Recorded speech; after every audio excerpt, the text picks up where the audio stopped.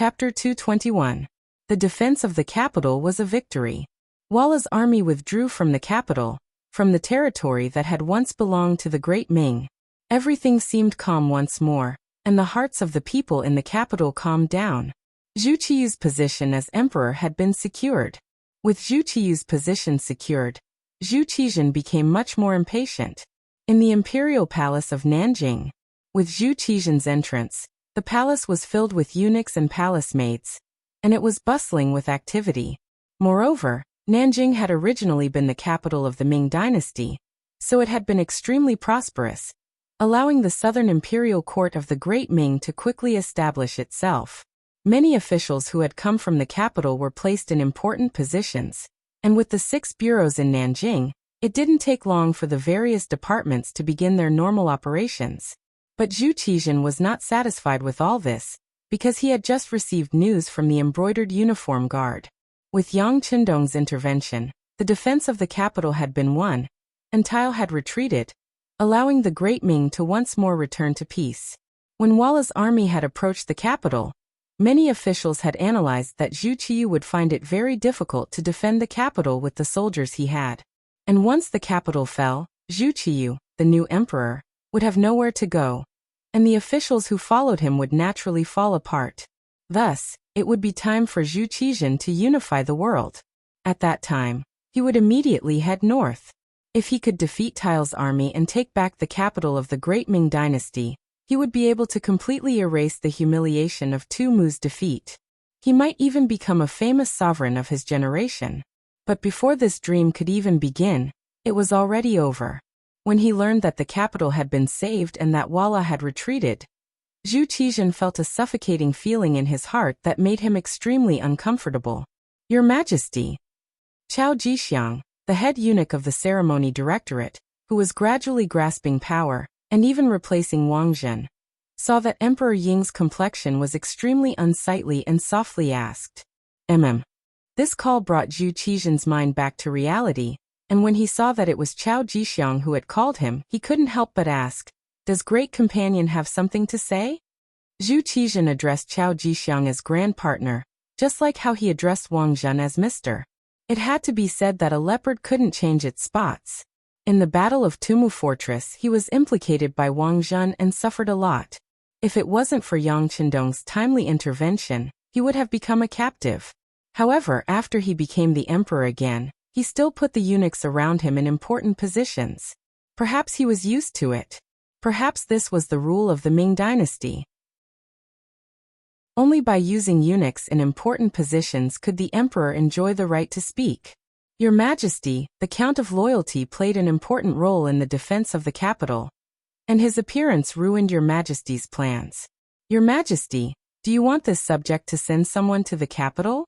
As long as something happens to him and the news is sent to the Walla, it probably won't be long before they attack the border again, and Your Majesty's chance will come. Chao Jixiang had not forgotten the humiliation he had received from the Yang family guards outside the Yang family manor. He had been looking for an opportunity to take revenge.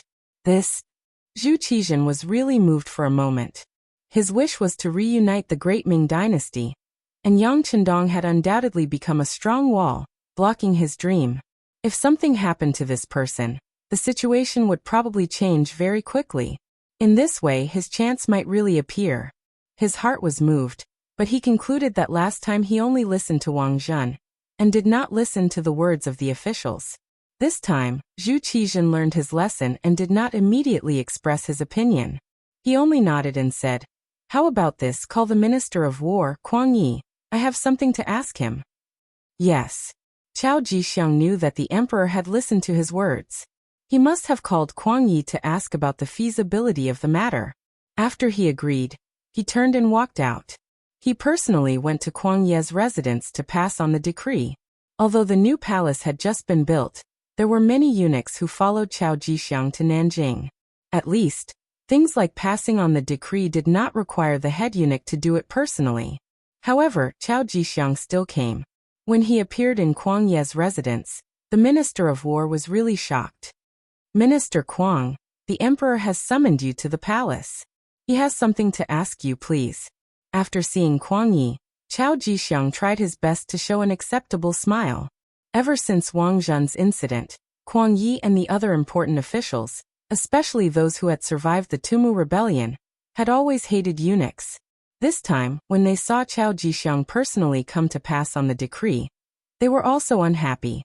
However, since the emperor had a decree, they had to obey. He changed into an official's robe and followed Chao Jixiang and the others out of Kuang Ye's residence. However, just as they left the residence, Chao Jixiang changed his expression and walked up to them and said in a low voice, "Minister Kuang, this time the emperor wants to ask about the matter of Count Zhongdan Yang Qindong. This eunuch suggests to the emperor to get rid of this person and cut off one of Prince Cheng's arms. Minister Kuang, please be careful with your words." After saying this, Chao Jixiang turned and walked into his palanquin. He had already reminded Kuang Yi, and he believed that Kuang Yi would know what to say. He left Kuang Yi alone in his palanquin and thought about the cause and effect of this matter with a grave expression. Yang Qindong had saved Kuang Yi's life. If they were officials in the same court, they should have been very close. However, because Prince Cheng became the Daizong, he came to Nanjing to be an official. Two emperors ruling at the same time. It sounded like a simple sentence, but there were too many things involved in it. Take Yang Qindong for example. As the Minister of War, Kuang Yi had his own sources of information. He already knew that this person was first given the title of Marquis Zhongdan, and then given the title of Duke Zhongdan for his great service in the defense of the capital. However, Chao Jixiang still called him Count Zhongdan. From this, it could be seen that some of the decrees of the Daizong were not accepted by the Yingzong. They used to be officials in the same court, but now that they were serving different masters, the relationship between them had become a big problem.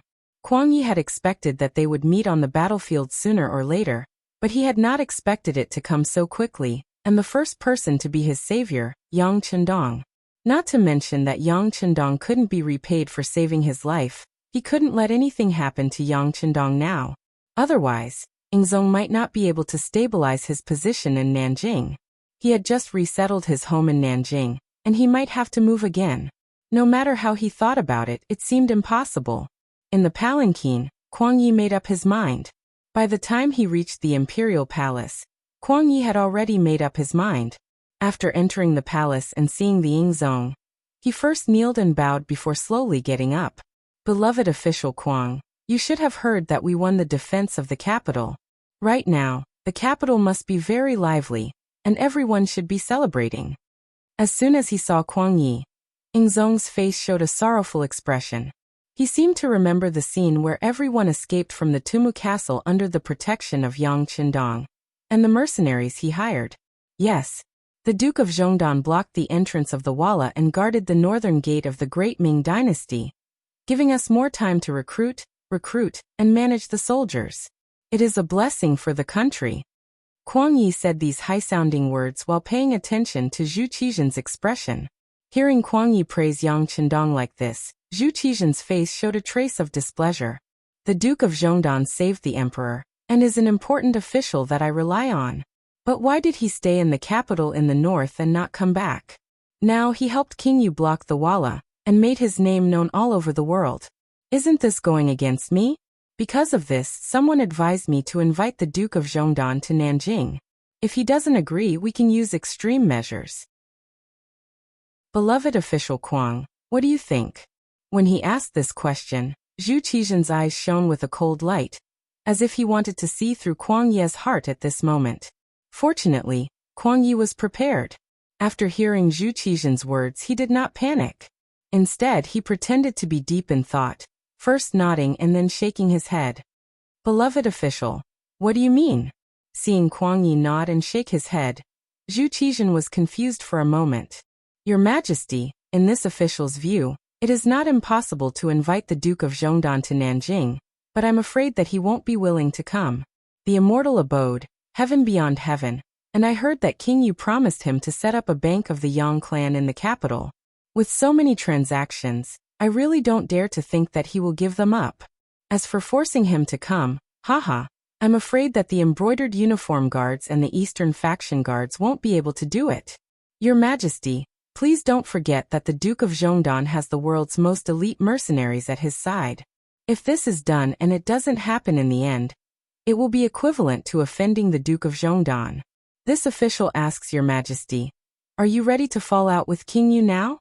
As soon as Kuang Yi opened his mouth, he suddenly asked a few questions, which stunned Zhu Qizhen. He asked suspiciously, Beloved official, what do you mean?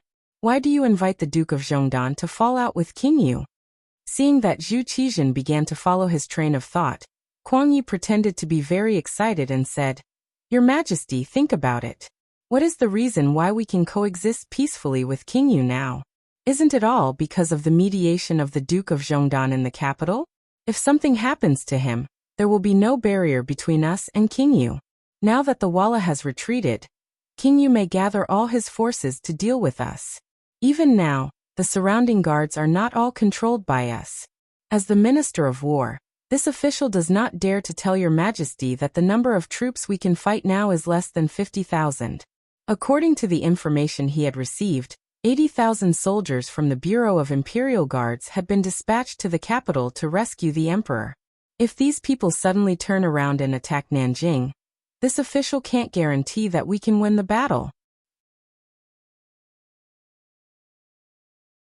Chapter 222. There was no need for Kuang Yi to say anything else.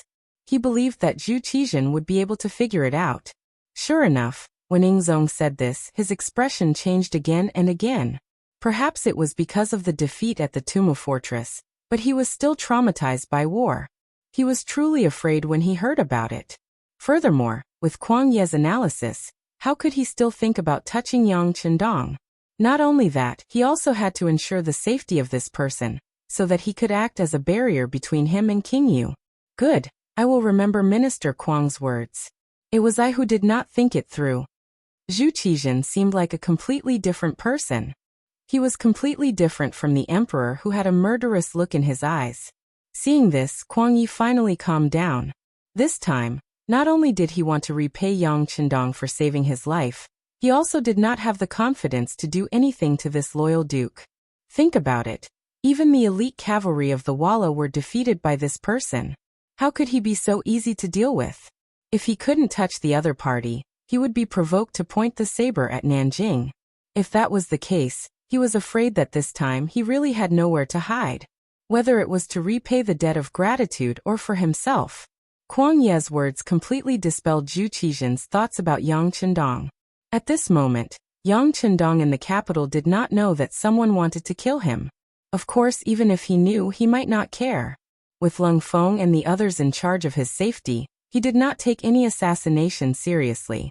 4 days had passed since the Walla retreated. Today was the day that the mercenaries retreated.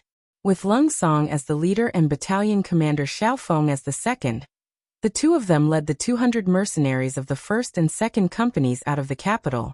The ones left behind were the 3rd company led by Teng Shan, and the 4th company led by Wu Sheng. These two people were left behind to replace Xiao Feng. This was because Yang Chendong intended to promote them. By his side, he could learn more things. In the future, when the system grew stronger and needed more high-ranking officers, there would not be a situation where there was no one to replace them. When Commander Leng Song left, he took with him the 1 million tons of copper and iron that Dai Zong had given him. For this matter, he had hired several thousand commoners to push the carts out of the capital.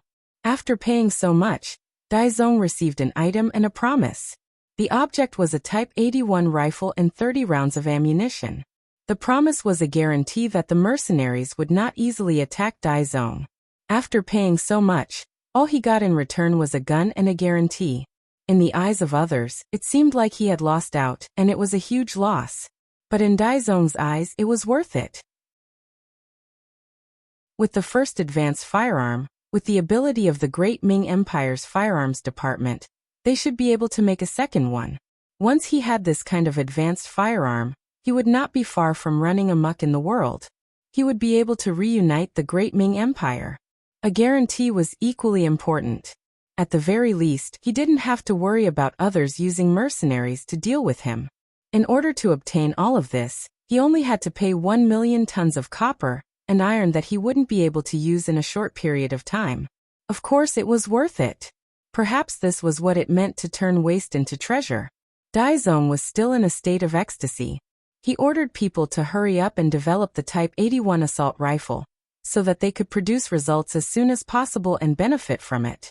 At this time, the Yang Family Bank, which was opposite the Immortal Residence and Sky Beyond Sky, had opened for business. Since it was Dong Shuai who made the move, it would definitely be extraordinary. 3 days ago, the Yang Family Bank had started to advertise the opening of the bank. There was a large introduction of the bank's function, and it promised that if money was deposited in the bank, one would be able to obtain extremely high interest rates. At the same time, it also sent out an invitation to ambitious businessmen who wanted to do business but lacked money. As long as you had something, whether it was land or houses, you could use it as collateral. Even if you didn't, you could also borrow money from the bank through a joint guarantee from 5 households. It also introduced the interest rates for depositing money in detail, and also talked about some ways for people to borrow money. When the Yang Family Bank released the advertisement, it instantly attracted the attention of many people. In particular, the advertisement also said that in the first 3 days of the bank's opening, as long as someone deposited money, they would be given all kinds of small gifts. The more money they deposited, the better the gifts would be. For example, some people didn't have much extra money in their family, and could only deposit 2 taels of silver at most. But even so, they could still receive a packet of toilet paper. The market price of this item was at least 2 taels of silver.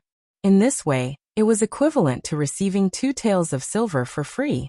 As for the 10 families with the highest savings, each of them would be given a divine object mirror. The first family would also receive 5 sets of extremely exquisite glass cups. Whether it was given away or sold, these were all extremely popular goods. With these as a catalyst, on the morning of the Yang Family Bank's opening, there was a crowd that blocked the nearby streets. Fortunately, there were people from the warden's office of the 5 cities here to take care of security, so there weren't any accidents. But when the time came, many people wanted to rush into the bank to deposit their money. There were also some people who stood outside the door to watch. Suddenly, the black cloth covering the Yang Family Bank was pulled away. Waves of golden light blinded many people's eyes. Originally, when they saw that the exterior of the Yang Family Bank was covered with a black cloth, some people thought that it was like the opening of the immortal abode. They thought that the exterior should be covered with glass, which made it look bright and transparent, and also made it look high-end and classy. But who knew that the moment the black cloth was removed, there was indeed a thick glass, but inside the glass, there was an uncountable amount of gold that couldn't be calculated. With so much gold placed together, it emitted the color of brass. Under the illumination of the sun, coupled with the reflection of the sun, it flashed a golden light, giving people the feeling that they were looking at a mountain of gold. Just as everyone was still shocked by the scene in front of them, Yang Chendong personally appointed the general manager of the Yang Family Bank. His cousin Yang Fu, with a big belly, walked out under the protection of 2 men in camouflage uniforms. With a big belly and a kind smile, Yang Fu was now a person who had experienced big scenes. Back when he was in Jianing, it was only because he trusted Yang Chendong that he sponsored a few times and cooperated with him a few times. Who knew that he would earn more and more money, and his value would also increase. Later on, when he came to the capital with Yang Chendong and managed the immortal abode and heavens beyond heaven, he increased his knowledge. In the past, when he saw a rank 7 official in Jianing, his legs would tremble. Now, even if he saw a duke, a marquis, a count, or a rank 2 or 3 official in the imperial court, he could still act very naturally. It was because of Yang Fu's ability and his ability to adapt to changes in the environment that Yang Chendong handed the heavy responsibility of the general manager of the bank to him this time. At this moment, Yang Fu was like the Minister of Finance, controlling this business giant wheel. It could be seen that as long as Yang Fu didn't have any other thoughts and was able to follow in Yang Chendong's footsteps, his future achievements would be limitless. The moment Yang Fu stood out, he immediately attracted everyone's attention. Enjoying the attention of everyone, Yang Fu stood there for more than 10 breaths without saying a word. However, when the crowd quietened down because of his appearance, he coughed heavily and pointed forward. "Everyone, do you see that? The Yang Family Bank has sufficient gold and silver. This is where our confidence lies, and it is also a way to protect our depositors. You don't have to worry about whether your money will be wasted if you deposit it in the Yang family bank, because we have this gold as a guarantee. If you can't get your money back, then this gold will be yours. Everyone will make a profit and won't lose anything. Okay, we want to deposit money, we want to deposit money. The supporters, who had been hiding in the crowd, immediately shouted loudly. At the same time, they raised various amounts of silver and squeezed forward.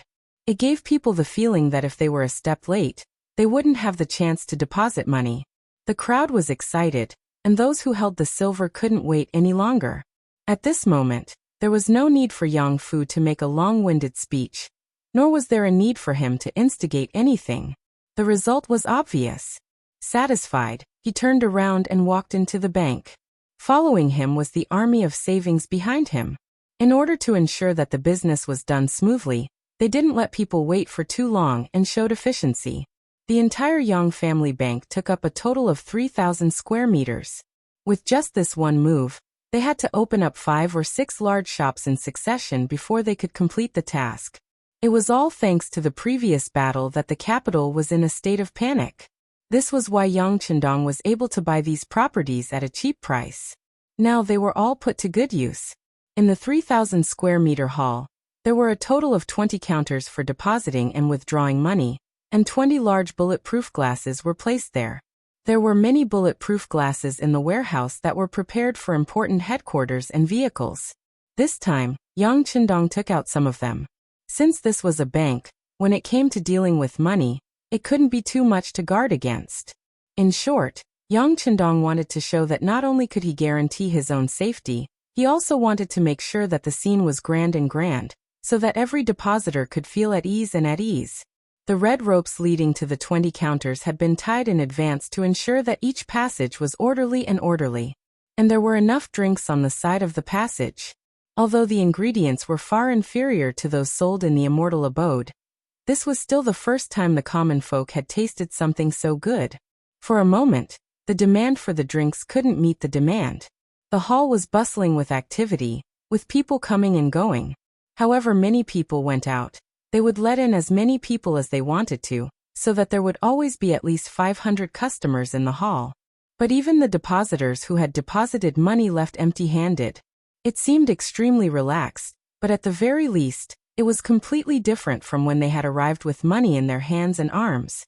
But in reality, they were already carrying banknotes of various denominations.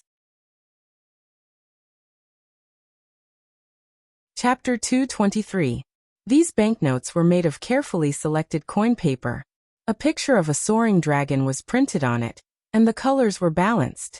More importantly, these banknotes not only had words on them to prevent counterfeiting, but they were also reprinted and suppressed. On the surface, it was impossible to see. Only when one touched it with their hands could they feel the uneven existence.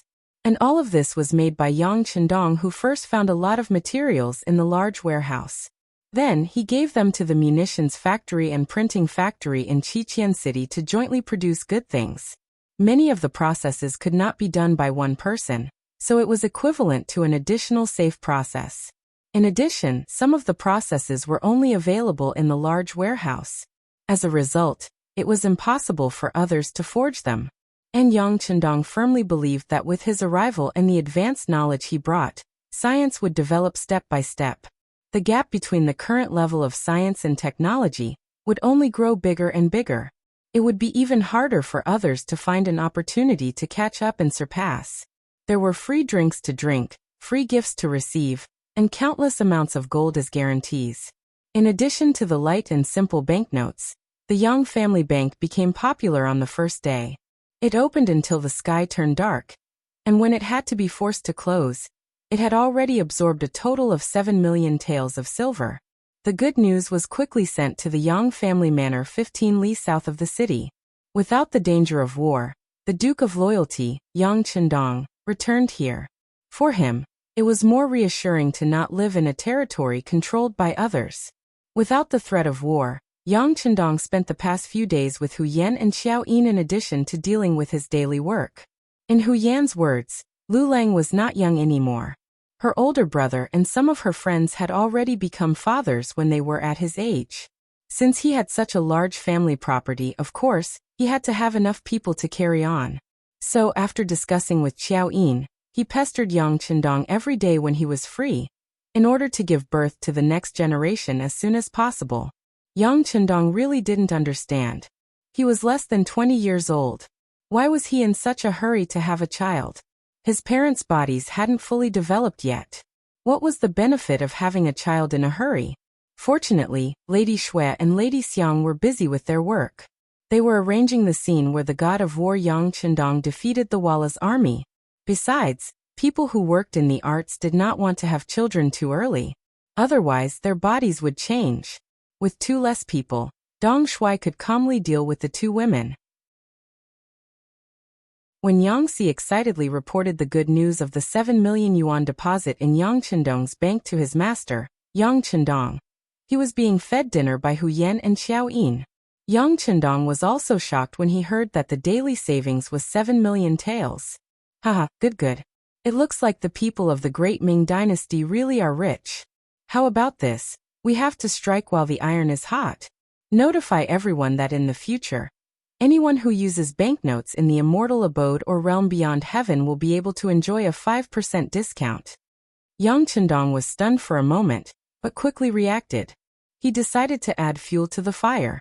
It would be best if he could get all the money in the hands of the Great Ming Dynasty's people, merchants and nobles. If everyone used banknotes, then without him, the Great Ming Dynasty's economy would be crippled. At that time, who would dare to touch him? Yang Si left. He was excited when he came, but he was also excited when he left. After he left, Hu Yan, who was feeding him, asked with a puzzled expression, "Sixth brother, what do we need so much money for? We even have to get a 5% discount. Who knows how much less income we'll get?" "Haha, housekeeper, you're quite competent." Yang Chendong smiled and scratched the bridge of Hu Yan's nose. This was his signature gesture of intimacy with his woman. Seeing that even Hu Yan was starting to care about the business, Yang Chendong wasn't displeased at all. Instead, he said with an encouraging tone, "Using money to make transactions is really too wasteful. If this thing is passed around for a long time, it will wear and tear. That's equivalent to wasting an infinite amount of money. In addition, it's too heavy to make transactions. Sixth brother, you're doing a good deed to reduce everyone's losses. As for ourselves, didn't you say that we already have a lot of money? Doing something for the common people is something we should do." His words were dignified and righteous. Yang Chendong didn't explain that the difference in the price of silver and the quality of the silver would be the source of the profits for the Yang Bank. He also didn't say that he wanted to use this method to control the Great Ming Dynasty's economy. Although they were married, there were some things that he didn't want to hide from them. He was just afraid of scaring them. If he really told them about his ambition, it was possible for Hu Yan to faint from fright. Before he had enough strength or showed enough signs, Yang Chendong didn't want to scare his women and make them worry about him. All the pressure would be shouldered by himself. This was what a man should do. With Yang Chendong's decision, the news quickly spread the next day. For a time, the merchants who were still hesitating whether to deposit money in the bank were shaken. They took all the liquid funds and began to deposit in the Yang Bank, causing the turnover of the next day to exceed 8 million taels. In just 2 days, a total of 15 million taels of silver had been deposited. This was undoubtedly a major event that shook the world. Even the acting sect master, Zhu Qizhen, was shocked by this. In fact, such a result wasn't unexpected. First, the people of the Great Ming Dynasty who had just experienced the rule of Ren Xian still had some money in their hands. Second, the business strategy and promotion were in place. Third, the discount was enough.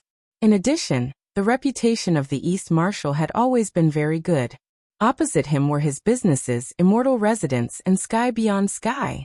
The traffic there directly affected people's judgment and trust in him. Not to mention, he also had the support of the emperor. Zhu Qiyu had deposited 500,000 taels of silver. The other ministers followed suit. Naturally, this amount wasn't that shocking. But when the situation was reported to Zhu Qiyu, he was still shocked. 15 million taels. This was close to half of the Great Ming Dynasty's national treasury. This wealth belonged to one person. How could he not be shocked? The original Great Ming Dynasty's national treasury had experienced the efforts of several generations of monarchs. There was indeed some savings. However, the Great Ming Dynasty lost the Battle of Tumu and lost a lot. Later, when the two emperors ruled together, Emperor Ingzong took away some of the money. In addition, they spent a lot of money to hire mercenaries. Over time, they were only spending money. It was no wonder that the amount of money in the national treasury was gradually decreasing. In the palace, Zhu Qiyu made a difficult decision. Notify the Ministry of Revenue to calculate and collect the business tax. Disregarding everything else, just how much money could they earn from the Yang clan's bank every year with a business tax of 100 to 1? With this as bait, Daizong couldn't help but be tempted. He had no choice but to use some methods.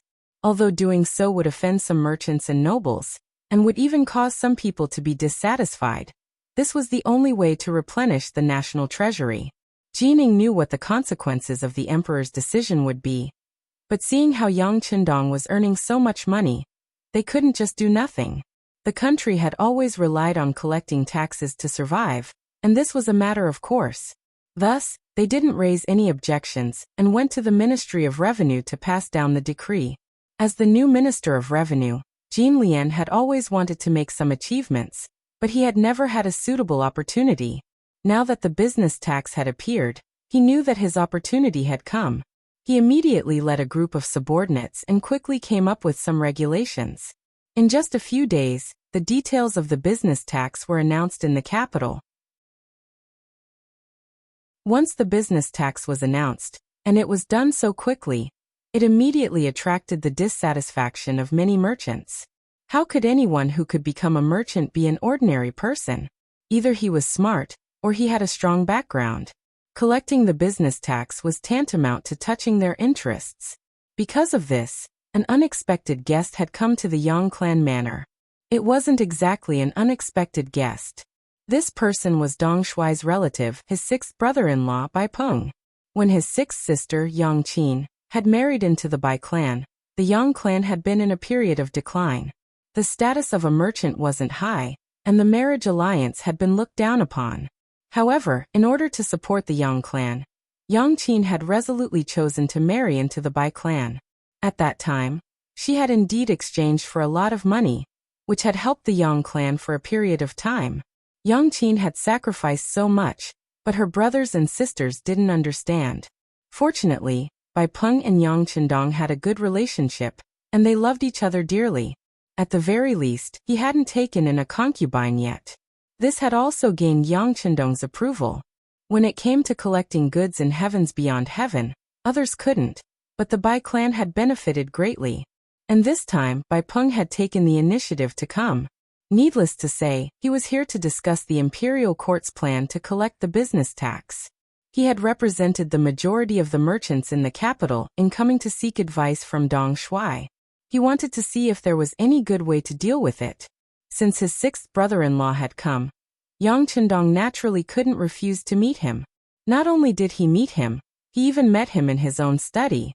From this, one could see how solemn he was. Upon seeing Yang Qindong, even though he was his sixth brother-in-law, Bai Peng still respectfully greeted him. Duke Yang. All right, sixth brother-in-law, there's no need for you to call me Duke.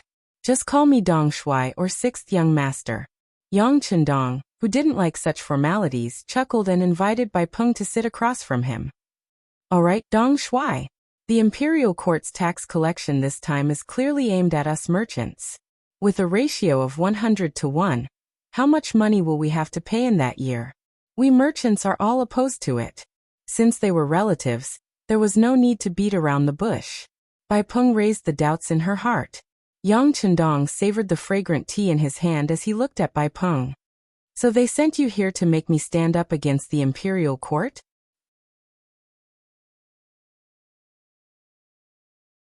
Chapter 224. No. Seeing that Yang Qindong saw through his intention at a glance, Bai Peng hurriedly showed a flattering smile and said, We don't want to go against the imperial court, but this move is too ruthless. As the leader of the merchants, Dong Shuai should represent us and argue with them. Hearing that he had become the leader of the merchants, a title that even he didn't know, Yang Chendong suddenly laughed and said, "Leader? Haha, sixth brother-in-law, don't make fun of me. I am also the Duke of Loyalty and Courage personally conferred by the Emperor of the Great Ming Dynasty. I am also a minister of the Imperial Court. How can I find trouble with them?" No, it's not the same. Dong Shuai, who doesn't know that Walla retreated because of you, but now? They just conferred you the title of Duke and left you at home. This is clearly getting rid of the donkey after it has outlived its usefulness. We are all saying that it is unfair for Dong Shuai. Suddenly, the teacup was put on the table heavily. Enough. Yang Chendong's face suddenly turned cold, and he said in an icy voice, "Sixth brother-in-law, this duke saw that you are my brother-in-law, so I gave you face and listened to you. However, there are some things that cannot be discussed in private. Well, I am sleepy, please go back." Yang Chendong made a gesture of sending him off, and then without waiting for Bai Peng to say anything, he got up and walked to the bedroom in the backyard. It was obvious that Bai Peng was being used by someone to ask him to speak for the merchants. If they won, the merchants would naturally get benefits. Even if they lost, the unlucky ones would only be him who resisted, and those people would still be fine. It was really unexpected that Bai Peng would be willing to do such a thing. Yang Chendong suddenly left the table, and Bai Peng's face was bitter. Tiger's Mane, who was standing at the side, stretched out his hand and said politely, "Boss Bai, please." Bai Peng left with some disappointment. Not long after he returned to the capital, rumors began to spread that the newly made Duke of Loyalty, Yang Chendong, was also afraid of the imperial court. Just like Zhang Fu, who had died for his country after being made Duke of Ying, he had become a coward. Even if someone went to the Yang Manor to ask for an explanation about the imperial court's business tax collection, he didn't dare to stand out and fight for it. Even Yang Chendong, who had an uncountable amount of silver, approved of the imperial court's actions. For a moment, the other merchants had nothing to say. They had no choice but to consider the matter of paying the taxes. Once the news came out, it quickly spread to the palace. When Jin Ying received the report from the secret agent of the Brocade Guard, she was overjoyed. "Haha, this Duke of Loyalty is a man of his word. He promised me before, and he can fulfill his promise very well." However, in this way, his status in the eyes of the merchants will be greatly reduced. If there is a chance to take care of this person, I don't think there will be many people who will speak up for him. Jin Ying was overjoyed. At the same time, she waved her hand to summon a trusted eunuch and said, "Go tell Commander Lu Gui that there are some things that can be taken care of." In a dilapidated temple on the outskirts of the capital, weeds that were half the height of a man grew everywhere. Even though the weather was getting colder, the weeds still hadn't withered. They displayed their strong vitality. In the temple, weeds, and the occasional chirping of an unknown bird in the sky. This place gave off a desolate feeling. Logically speaking, there should be no signs of human habitation. However, 3 miles away from the temple, there were more than 100 people dressed in black. They were almost the same height. Their eyes were cold and indifferent. They were like human-shaped machines, without the slightest hint of emotion. They were the East Faction Guards. Because it was located to the north of Dong and Gate, now East Faction Alley in the north of Wangfujing Street, it was named the East Faction Guards. The function of the East Faction Guards was to investigate and defy evil, and share power with the Embroidered Uniform Guards. Relatively speaking, the East Faction Guards and the Embroidered Uniform Guards didn't belong to each other. However, because the Embroidered Uniform Guards were established by Ming Qingzu and Zhu Di, and only those who weren't strong enough could enter, their overall quality was higher than the Embroidered Uniform Guards. Over time, they had a feeling that they were above the Embroidered Uniform Guards. Of course, the East Faction Guards couldn't order the Embroidered Uniform Guards around. Similarly, the Embroidered Uniform Guards couldn't order the East Faction Guards around. They each had their own authority and did different things that belonged to them. But this time, 100 East Faction protectors had suddenly appeared. Such a big battle formation was just to besiege a rundown temple. From this, it could be seen that there must be someone important here. The 100 East faction guards dressed in black walked forward with light steps. They tried their best not to make any noise as they walked. However, there were too many people. With so many people, it was inevitable that they wouldn't make any noise. For example, one of them accidentally stepped on a withered branch and made a slight cracking sound.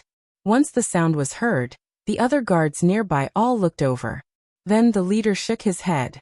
Although the sound was soft, it was equivalent to exposing the target of their encirclement. Attack together. Surround this place. Don't let him escape. After the leader called out softly, the 100 Eastern faction guards immediately sped up and formed a huge encirclement around the small temple. The 100 men in black stopped at almost the same time. They stared at the small temple in front of them that didn't make any noise. They didn't move for a long time. They stood there for the time it took for a stick of incense to burn. When the atmosphere reached its peak, the leader raised his hand. A small crossbow appeared in the hands of all the men in black. They aimed at the only exit of the small temple. Lord Ji, you've already been surrounded. I know you have some tricks up your sleeve, but can you face 100 of us alone? If you don't come out, we'll have to set fire to the temple. The leader stared straight at the entrance of the small temple. During this process, he didn't even dare to blink. His voice spread out, and in the quiet little temple, it was very clear and bright. As his voice rang out, the sound of footsteps suddenly came from the originally silent small temple. Ha ha ha, Chunguan must have been unable to hold himself back and spilled the beans. Otherwise, you wouldn't have been able to find this place. His laughter was very bright and clear. In an instant it spread far and wide. When the leader of the black-robed men heard this, a faint smile appeared on his face. Chunguan hadn't lied. Ji Guang really was here. Ji Guang, the former commander of the embroidered uniform guards, was a fourth-rank official. At the same time, he was Wang Zhen's trusted aide. Ever since Wang Zhen was killed in front of the Tumu castle, Ji Guang had disappeared. Along with him, the money and wealth that Wang Zhen had obtained through various means over the years had disappeared. Jining, who had regained power, didn't care that much about Ji Guang's disappearance. However, he couldn't accept the fact that the treasure had disappeared as well. It was the same at any time. If you wanted to succeed, you needed money first. Only when those who followed you benefited from it would more and more people would gather. Since Ji Guang had disappeared along with the treasures, no one would believe that they had nothing to do with it. If they found Ji Guang, they might be able to find out where the treasure was buried. For this matter, Jining was very attentive. He even found a random reason to take down the head eunuch of the Imperial Horse Directorate, Chen Guan. Chen Guan was also one of Wang Zhen's trusted aides. He was also in charge of the Imperial Horse Directorate, a weapon of mass destruction. When he saw Jining, the head eunuch of the Ceremony Directorate, he rarely looked him in the eye. However, all of this ended with Wang Zhen's death and Yingzong's defeat. Jining made the right choice at the first moment, and relied on Zhu Qiyu. Not long after, Zhu Qiyu ascended the throne and Jining held great power. He also obtained the mission of reorganizing the embroidered uniform guards of the Eastern faction guards, and the entire group of eunuchs from Zhu Qiyu. Once the power of the court was in his hands, all people submitted. Chen Guan was one of the eunuchs who changed his attitude very quickly. He immediately chose to pledge his loyalty to Jining. Indeed, he disappeared from the list of eunuchs to be purged first. However, as Daizong's position became more and more stable, Jinin's power grew with each passing day. In the end, he was caught by Jining. Chen Guan, who had been caught, couldn't understand. He had already offered up all his wealth, and was only given a small courtyard in the capital. Why had he not been let go? However, only after entering the embroidered uniform guard's prison did he realize that he had been implicated. Jining wanted to capture Ji Guang, but had no clues, so he had been brought here. When he had first entered the prison, Chen Guan had displayed a hint of stubbornness. He really hadn't said anything. This was how smart he was. He believed that if he said anything, it would mean his death. But when Jining personally met with him in the prison, everything changed. Jining promised that as long as Chen Guan told her where Ji Guang was hiding and he successfully found Wang Zhen's wealth, she would restore him to his position as head eunuch of the Imperial Horse Directorate. Not only would he be able to live, he would also be able to regain his lofty position and hold great power. Chen Guan had no choice but to seriously consider all of this. After an intense mental struggle, he finally revealed that Ji Guang might be hiding in a rundown temple on the outskirts of the capital. That place had originally been a secret meeting point. This was also one of Wang Zhen's cleverness. A crafty rabbit had 3 burrows.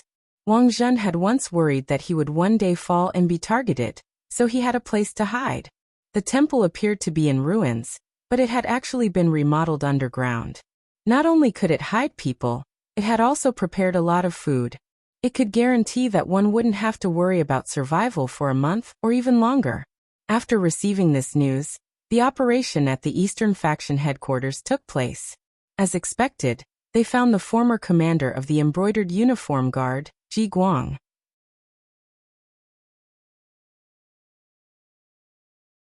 Chapter 225. Ji Guang took the initiative to step forward. The East Faction protector walked forward and tied him up tightly. Regarding this, Ji Guang did not resist at all from beginning to end. Wang Zhen had put him in an important position, so he was very skilled. Usually 5 or 6 big men would not be able to get close to him.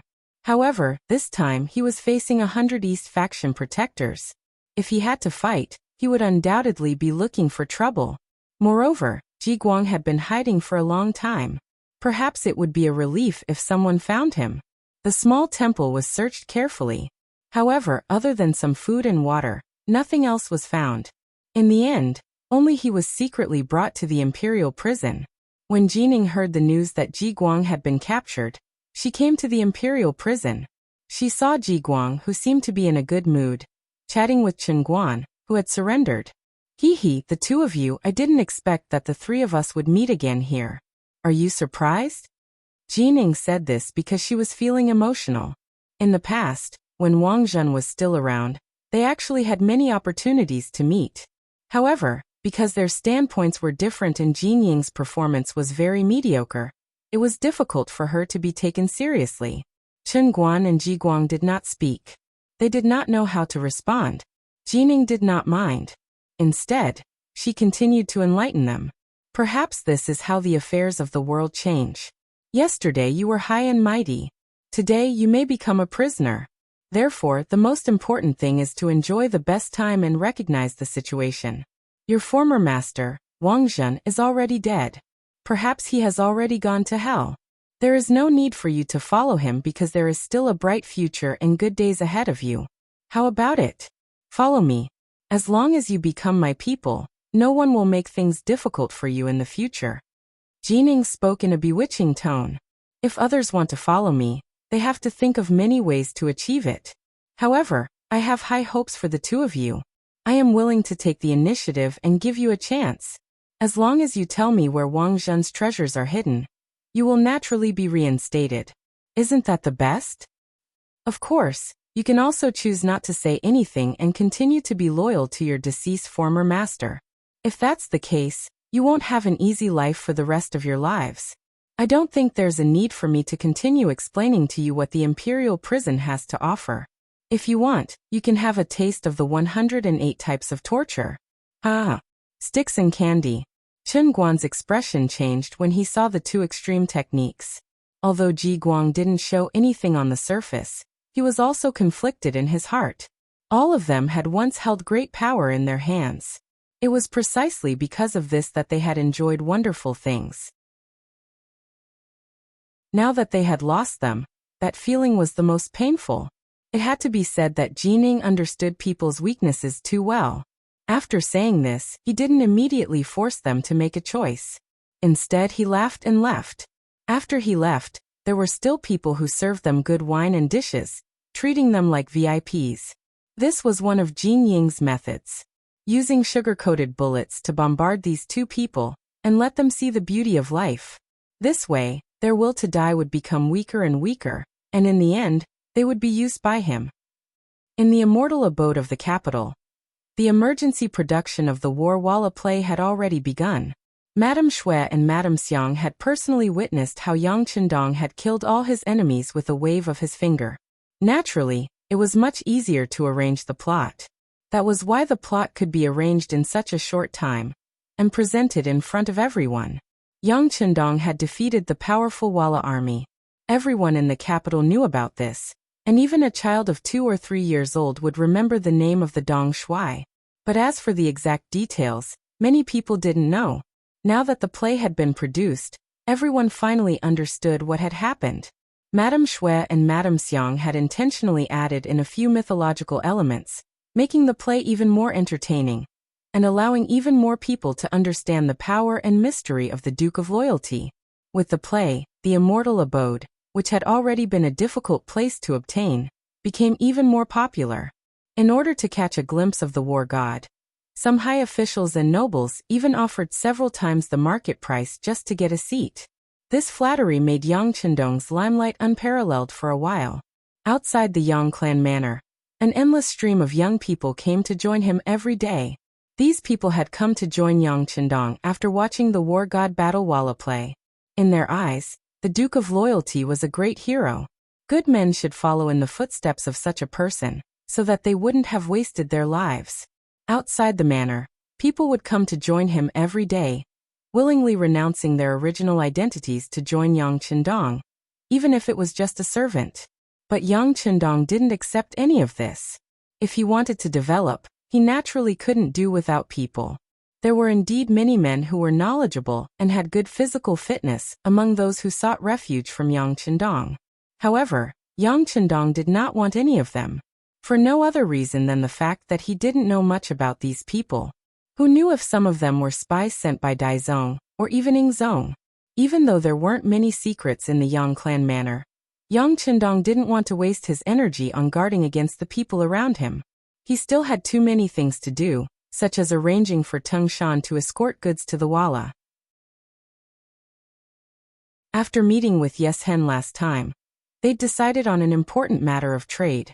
Now that the Walla's army had retreated from the Ming Dynasty's territory, the matter of trade naturally began. The only difference was that the ones in charge this time were the mercenaries led by Tung Shan. First of all, the mercenaries didn't have to pay taxes to Zhu Qiyu. Even Jining and the others didn't have the guts to collect taxes, but the amount of money involved was still considerable. Second of all, not only did Tung Shan want to trade with the Walla, but he also wanted to take the opportunity to observe the geography of the grasslands and draw a map. One day, when the battle was decided, all of this would be of great use. Thirdly, in order for the Yang faction's new army to become an invincible cavalry army, they would need more war horses. And if one wanted to buy and sell war horses, the grasslands were undoubtedly the cheapest and most reasonable. With these 3 points, Tung Shan had already started to prepare for trade with the Walla. Since it was trade, the escorts had to be on the ground. The main thing was that the merchant caravan was large, and Yang Chendong was using the Bai clan's merchant caravan. Since the last time Bai Peng wanted to ask Yang Chendong to come forward on behalf of the merchants in the capital but failed to do so, the next day, Yang Qin, the sixth sister, brought her husband Bai Peng to Yang village to ask for forgiveness. Bai Peng had been drinking with the merchants and was picked up, so he volunteered to come to the Yang clan manor. However, Yang Chendong very calmly rejected him. After that, Bai Peng was naturally ridiculed by the merchants. When he returned home, he was seen by his wife, Yang Qin, and told her the whole story. When Yang Qin found out about the situation, she immediately infuriated her husband. This was the first time the virtuous Yang Qin had publicly questioned her husband. At that time, Bai Peng was naturally very angry. He was actually looked down upon by a woman, which made him feel like he had lost all face. However, after listening to his wife's words, he realized that he had been used. If he went to find Yang Chendong, he would be viewed as an enemy by the great Ming Dynasty. This was a win-win situation. On the other hand, his friends who drank with him could be exempted from the tax and save a lot of money. Knowing that he had been used and, more importantly, he had offended the Duke of Loyalty, Bai Peng was filled with regret. The next morning he came to the Yang clan manor with his wife. Since sixth sister had come forward, Yang Chendong had to meet her. Not only that, Yang Chendong also expressed his position and gave enough face to sixth sister, and gave enough benefits to the Bai family. Yang Chendong said, "Sixth sister, sixth brother-in-law, As a merchant, you are protected by the country, so you should pay taxes to the country for your original interests. Otherwise, the country is unstable. How can you do stable business? So paying taxes is normal, and even necessary. It must be said that this was not Yang Chendong's noble character, but his sincere words. Not for other reasons, but because the merchants in Qiqian City had to pay taxes, and the tax paid was far higher than the ratio of 100 to 1, but within the range of 50 to 1, referring to the profit. Even so, there were still countless people who went to the newly established tax bureau to apply for a business license every day, so it could be seen that the benefits were still very big. Qiqian City was still too small, and the taxes of the merchants would not be of much use to the rapidly growing Yangxie faction. But in the long run, it was all worth it. Think about it. In the future, the territory that they occupy will increase, the population will increase, and there will be more businesses. At that time, the business tax will play a huge role. With such thoughts, how could he not support Zhu Qiyu's decision to collect taxes? At the very least, he had to let the people here get used to it first. As for himself, he had to pay what should be paid, and what he could avoid was best. No matter what, Bai Peng was his sixth brother-in-law, and more importantly, the Bai family had some status among the merchants in the capital. In order to build a strong system or even a country, not only did they need an army that could fight tough battles, they also needed to recruit all kinds of talents. As such, Yang Chendong decided to pull in the Bai family. While sixth sister and sixth brother-in-law were here, he told them that the mercenaries wanted to trade with the Walla, and that they needed to hire a large merchant caravan. I've decided to recommend the Bai family's merchant caravan. Is there any problem?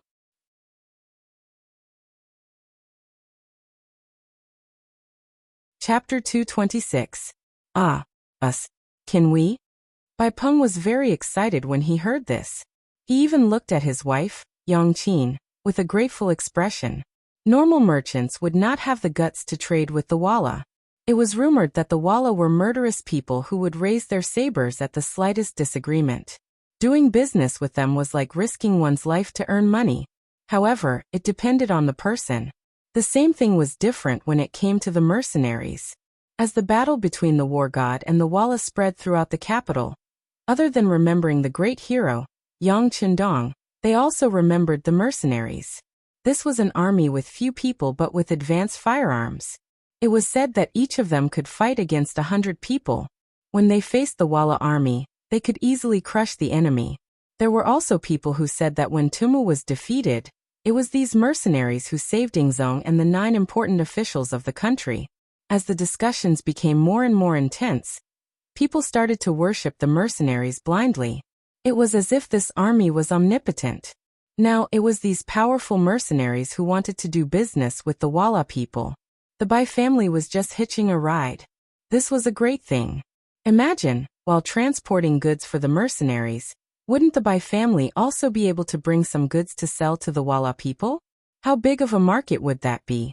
The more he thought about it, the more excited Bai Peng became. When he looked at Yang Chendong, his eyes were filled with gratitude. All right, we're all family. There's no need to say any more words of thanks. This matter can be settled like this.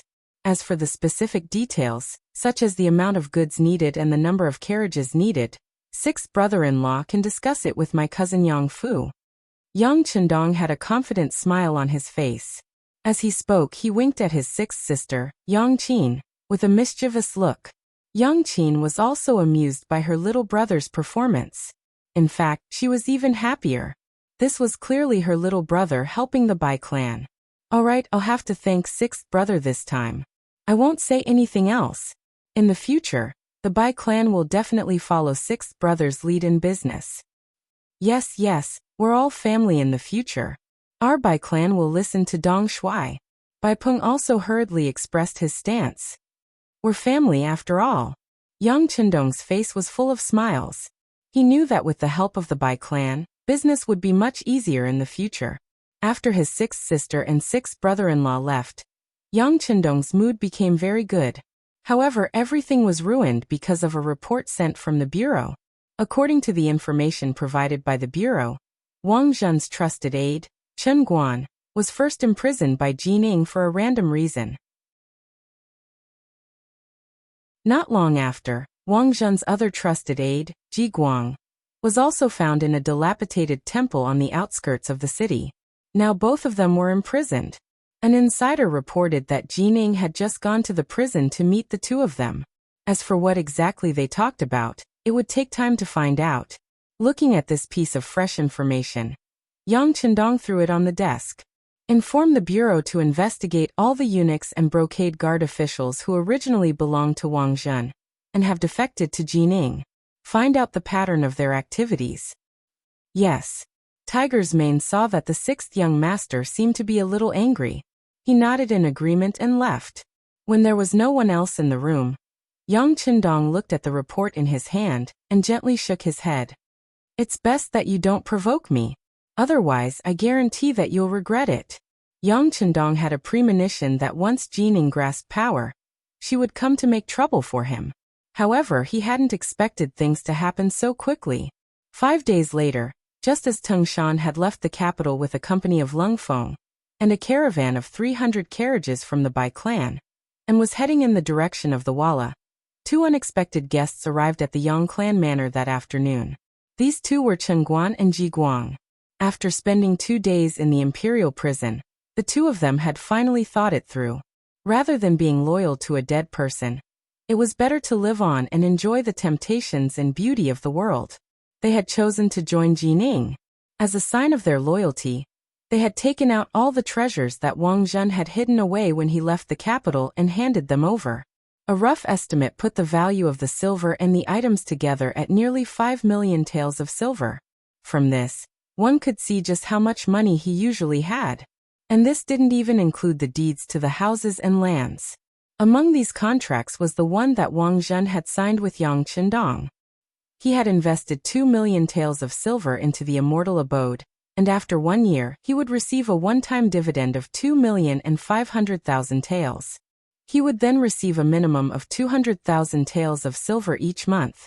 It was written that as long as the immortal abode and heaven beyond heaven continued to operate, this contract would remain in effect. Jining was naturally overjoyed to receive such an enormous fortune.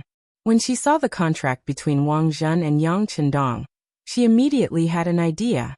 She first reinstated Chen Guan as the head eunuch of the Imperial Horse Directorate and Ji Guang as the commander of the Embroidered Uniform Guard. Then, she arranged for the 2 of them to ask Yang Chendong for money. After nearly a year, the immortal abode had become the most popular restaurant in the capital. Countless customers lined up outside every day, so one could imagine how popular the restaurant was. Now was the time for this contract to take effect. Chen Guan and Ji Guang went to a side hall of the Yang clan manor. Compared to before, they were much more respectful today. If not for Jin Ying's urging, they wouldn't even have wanted to make this trip. Yang Chendong was no longer the same person as before. Although he had only been in the capital for a little more than a year, his status was completely different from when he had first arrived. He was now the Duke of Loyal and Gallant, holding the title of Duke. Most importantly, he had a mercenary army that could strike fear into the hearts of the Walla. It was precisely because of this that Chen Guan and Ji Guang had chosen to come today. This was because a group of 100 mercenaries had just left for the Walla this morning. At this time, only 100 mercenaries were left in the capital. Some of them were stationed at the Yang Clan Bank, Heaven Beyond Heaven, and Immortal Abode. The true number of mercenaries in the Yang Clan manor was only 30. Sensing that Yang Chendong's strength was at its weakest, the 2 of them decided to go to the Yang Clan manor. After handing over their visiting cards, they went to a side hall in the outer courtyard to wait. In the side hall were 4 other Cold Front brothers dressed in camouflage uniforms. They stood in pairs, their eyes fixed on Chen Guan and Ji Guang. A tense and oppressive aura permeated the room. Ji Guang had won Wang Zhen's trust not only because of his loyalty, but also because he was one of the strongest members of the Embroidered Uniform Guard. However, even he didn't have the slightest chance of victory when facing the 2 Lung Feng who were staring at him. Time passed like this, minute by minute, second by second. After an entire hour, Yang Chendong still did not appear. But Chen Guan and Ji Guang were already drenched in cold sweat. They truly couldn't understand how these mercenary brothers had managed to remain motionless for an hour, only keeping a close eye on their movements. Were they not tired? They naturally didn't know that the most basic requirement for cold front soldiers was to train their posture. It was often possible for them to stand there for an entire morning, or even longer. Not to mention that it had only been an hour. But no matter who it was, if they were stared at for an hour, they would feel their hair stand on end. Just as the two of them were wondering if they should leave first and come back another day, Yang Chendong, dressed in green, yawned as he walked into the side hall, accompanied by Tiger's Mane on his left and Beta Persei on his right. As soon as they entered the hall, Yang Chendong said politely, "Ayaya, I slept too deeply. I heard that you've been here for an hour. I'm really sorry." Although he said he was sorry, he didn't seem to be sorry at all. Yang Chendong sat down on the chair at the head of the table, then drank the fragrant tea brought by Tiger's Mane and asked casually, "You two just came out of the imperial prison. I haven't congratulated you yet. Sigh, if Eunuch Wang was still here, I'm sure you wouldn't have to suffer like this." The moment he came up, he brought up the matter of the two of them in prison, and even mentioned Wang Zhen's name. Chen Guan and Ji Guang's expressions turned ugly. Now that they had sided with Ji Ning, it was tantamount to betraying Wang Zhen. If someone said the name of the previous owner in front of you, no matter who it was, their expression wouldn't be good. Their expressions were ugly. They knew that Yang Chendong was disgusting them, but they couldn't vent their anger. Was the Duke of Loyalty so easy to offend? Especially when there were 6 burly men staring at them. They were afraid that if they did anything extreme, they would walk out of here in one piece. Their expressions were ugly, and their hearts were filled with unwillingness. But since they were here, they had to get down to business. After Chen Guan gave Ji Guang a look, a contract was delivered to Yang Chendong. "Duke Yang, take a look at this first." The contract was delivered to Tiger's Mane first, then placed in front of Yang Chendong. Putting down the teacup in his hand, Yang Chendong looked at the contract curiously, then laughed. "This Wang Zhen, he's still playing this game with me. Back then, he clearly said that the contract was lost. Now he suddenly appeared. Is he trying to act shamelessly? Ha ha." He seemed to be talking to himself, but also seemed to be talking to Chen Guan and Ji Guang. Then in front of the two of them, he tore the contract into pieces. This action frightened Chen Guan and Ji Guang. The two of them seemed to instinctively stand up. Following their movements, the 4 men who had been watching them closely also took a few steps forward and came to their side. From the looks of it, if they dared to do anything extreme, they would immediately attack.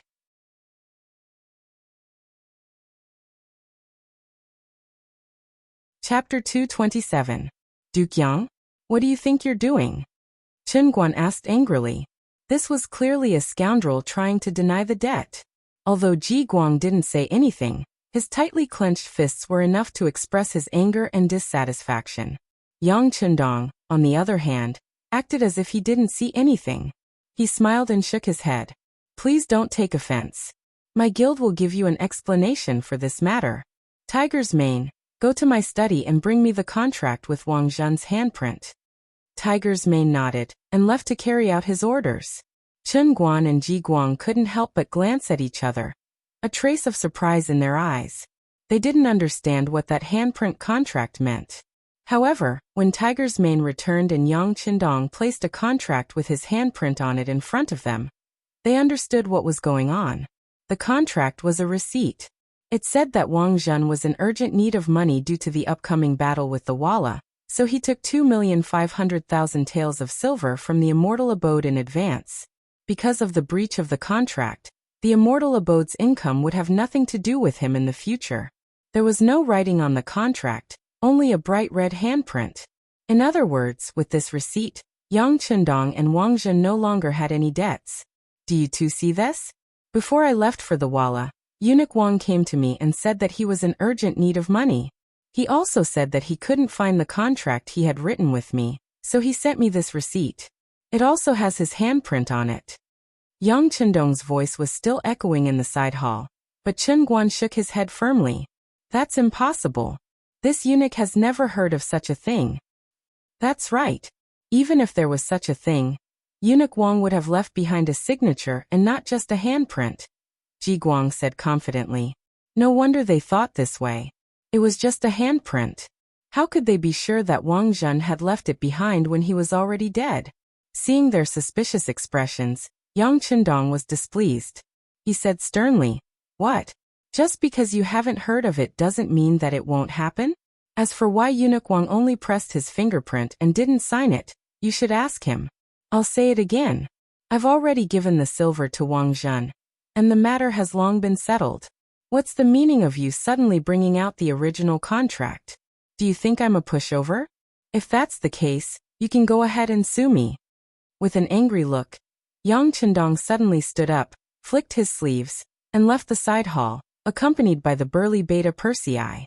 Zhu, Chen Guan and Ji Guang were in the mood to curse. Even the contract had been completely torn apart. What could he use to sue? It was clear that Yang Qindong didn't want to return the money and made him feel wronged. Originally, he knew that the debt collection this time would not go smoothly. But now, it seemed that it was not only not going smoothly, it was simply looking for a nail to nail, and asking for humiliation. As for Yang Qindong, he didn't have the slightest intention of putting them in his eyes. With their status, they would make people tremble wherever they went. Even if they went to the homes of important officials, they would be treated like distinguished guests. But when they came to the Yang Manor, they couldn't even enter the main hall. In the early Ming Dynasty, it was the Wuying Hall and Wenhua Hall who assisted the emperor in reviewing memorials and acted as advisors. The Ming Dynasty's Emperor Zhu Di also allowed the cabinet officials to participate in government affairs, but they were not allowed to control the officials. Starting from Mingren Sec's Zhu Gaoqi, he used the 6 ministers directly under him. Because of Yang Qindong, now that there were 2 emperors ruling together, the court officials were scattered, causing the cabinet to be severely lacking in personnel. Zhu Qizhen of the Ying sect and Zhu Qiyu of the Dai sect had simply abandoned the cabinet and placed important positions in the 6 ministries and the group of eunuchs. This was a place that was different from history. But because of this, the power of the eunuch group became more and more important. But even so, in front of Yang Qindong, they were still repeatedly rebuffed. Even now they lacked basic respect. Just like now, after waiting for Yang Qindong to leave the side hall, Tiger's Mane looked at Chen Guan and Ji Guang angrily and said, "The 2 of you please." Preposterous. Seeing that the other party was going to drive them away, Ji Guang finally couldn't hold it in anymore. After a flash of coldness flashed in his eyes, he suddenly reached out to grab Tiger's Mane's neck. Like a giant eagle stretching out its claws, he went straight for the throat. Previously, Ji Guang had been hiding in the ruined temple for a long time, and had been sullen for a long time. Now that he was finally restored to his official position, he could finally show his strength. Now he was treated so lightly by a duke with no real power, and even a servant dared to shout at him. How could he bear it? Ji Guang, who was angry, finally couldn't hold it in and exploded. His arm was like a long snake. Under the sudden explosion, there seemed to be a popping sound in the air as he grabbed at the air. "Come at me." Facing this sudden attack, Tiger's Mane wasn't afraid. Instead, he was happy and calm. With a loud laugh, his body suddenly leaned back. With his feet as the axis, his whole body leaned back. Although he was leaning backwards, he did not fall down. Instead, he was like a roly-poly toy. When he fell down, he spun around and stood firm again. At the same time, he threw a heavy punch forward like a tiger stirring up wind. Ji Guang had the idea of striking first to gain the upper hand. He threw a quick punch in order to vent the anger in his heart, and also to remind Yang Qindong that he, an embroidered uniform guard, wasn't so easy to deal with. He had real skills. Never would he have thought that his punch would hit nothing but air. When he didn't hit the target, his body naturally leaned forward. At this time, Tiger's Mane threw a heavy punch back. As expected of an expert in the embroidered uniform guard, Ji Guang's reaction was very fast. When he saw the heavy punch in front of him, his body quickly retreated. In the eyes of others, the punch was close to the chest. It seemed like it could hit at any time, but it was always just a little bit off. Ji Guang kept retreating while Tiger's Mane kept chasing. This situation continued until Ji Guang's body leaned back to a certain extent.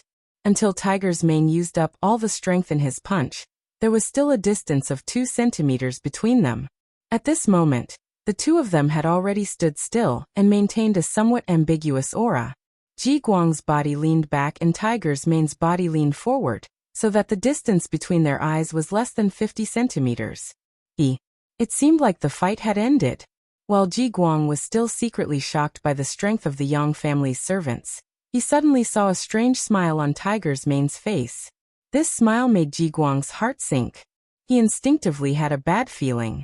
As soon as he sensed it, he saw Tiger Light's fist, which was about to hit Ji Guang's chest, suddenly turn into a palm.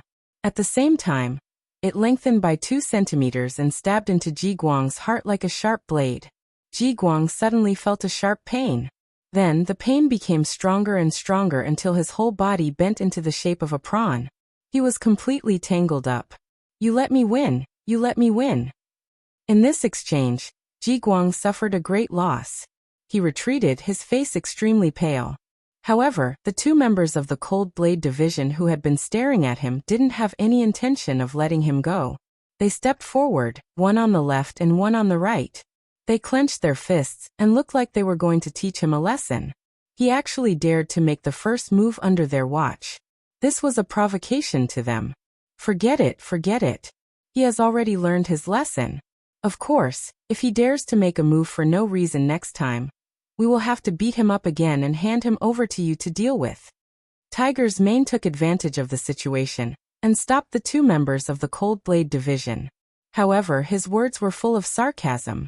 He couldn't beat them in a fight, and he wasn't competitive in scaring them. Moreover, he didn't have a handle on them. Chen Guan analyzed that there was no point in staying here. "All right, Ji Qianshi, let's go." However, as the saying goes, the mountains will not change and the rivers will flow forever. Let's wait and see. No matter what, he was still the head eunuch of the Imperial Horse Directorate. He was used to being high and mighty. Now that he had been slapped in the face, it was in line with his personality to leave behind such harsh words. If it were anyone else, hearing such a threat, even if they didn't tremble in fear, their expression would have changed greatly. However, in Tiger's mane's eyes, he laughed out loud in a completely different manner. As the saying goes, the mountains will not change. In that case, let's wait and see. I only hope that Eunuch Chen won't regret it. This duke has never known what regret is. Chen Guan angrily reprimanded Tiger's mane, his face full of indignation. When these words came out, Tiger's mane's face was also full of anger. "Eunuch Chen, you're just a eunuch. Please remember your status.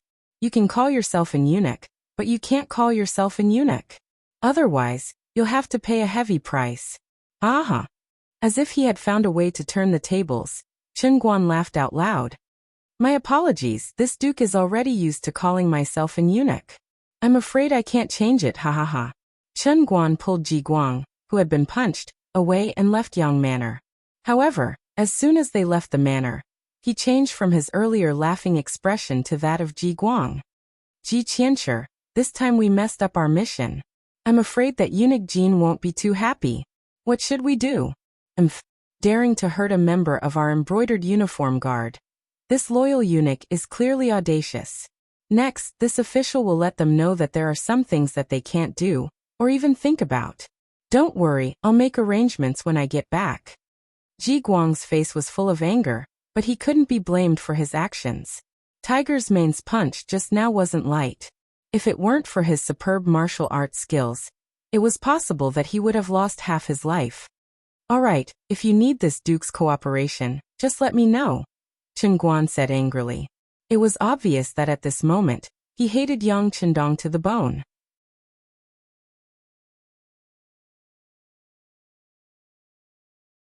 Chapter 228. Yang Manor. Tiger's mane came to Yang Chendong's study and recounted what had just happened, as well as the harsh words Chen Guan had said before he left. "Young master, they're too arrogant. I really regret that I only used 60% of my strength in that punch. I should have used more strength and left Ji Guang here." Sigh. Yang Chendong shook his head. No matter what, The other party is still the commander of the Brocade Guards, a dignified fourth-rank official. If we kill him here, it'll be hard to explain to the outside world. But they've already left Yang Manor, humph. Yang Chendong, who looked displeased, snorted coldly. Walla had just retreated not long ago and had just reached an agreement with Jining. The two of them had not interfered with each other's business. Who would have thought that he would come looking for trouble so soon? This time, it was true that he wanted the silver, but more importantly, he wanted to test his reaction. Since that was the case, he couldn't disappoint. Didn't you want to see my reaction? Then I'll let you know what the consequences of offending Yang Manor are. Tiger's Mane, make the arrangements immediately and act according to the plan. But remember, you have to act appropriately. You can't kill anyone. You have to let some people know what it means to live a life worse than death. Yang Chendong gave the order, and Tiger's Mane's eyes immediately lit up. Please rest assured, young master. I'll go inform them and make the arrangements personally. After saying this, Tiger's Mane turned to leave, but unfortunately, Yang Chendong's voice came from behind him. You don't have to go. Arrange for someone to inform Yang-san. It'll be a good opportunity to test the actual combat ability of the newly established operation team of your security bureau. Oh right, after you're done, tell the people in the manor that in an hour, this young master will take the ladies to Chicken Crow Mountain for a tour. You and Beta Persei can't be absent. Yang Chendong naturally knew that Tiger's Mane wanted to do it himself. He could understand this feeling, but now was not the time to turn hostile. An appropriate warning was fine, but he still understood the principle of overdoing it. At the very least, the people who are always around him must be cleared of suspicion during the operation. Tiger's Mane's face, which was originally full of excitement, immediately turned bitter. He knew that the possibility of warming up was gone. However, since this was an order from the young master, he naturally wouldn't go against it. He lowered his head and complied. An hour later, Yang Chendong brought Huyen and Xiao Yin, as well as a platoon of Lungfeng brothers, as well as Chiovi's first squad, and headed straight for Chicken Crow Mountain. On this trip, there were more than 10 carriages loaded with goods. It could be seen that Yang Chendong was prepared to stay for a while. In the capital, Deputy Bureau Chief Yang San received an order from the Yang family manor. Beside him stood the captain of the Ghost Sniper Squad, Bai Zhua, and an unfamiliar man with cold eyes. Ha ha ha, the young master is finally going to make a move. This is our Ghost Sniper Squad's chance to show off. After receiving the order, Bai Zhua's face lit up with joy.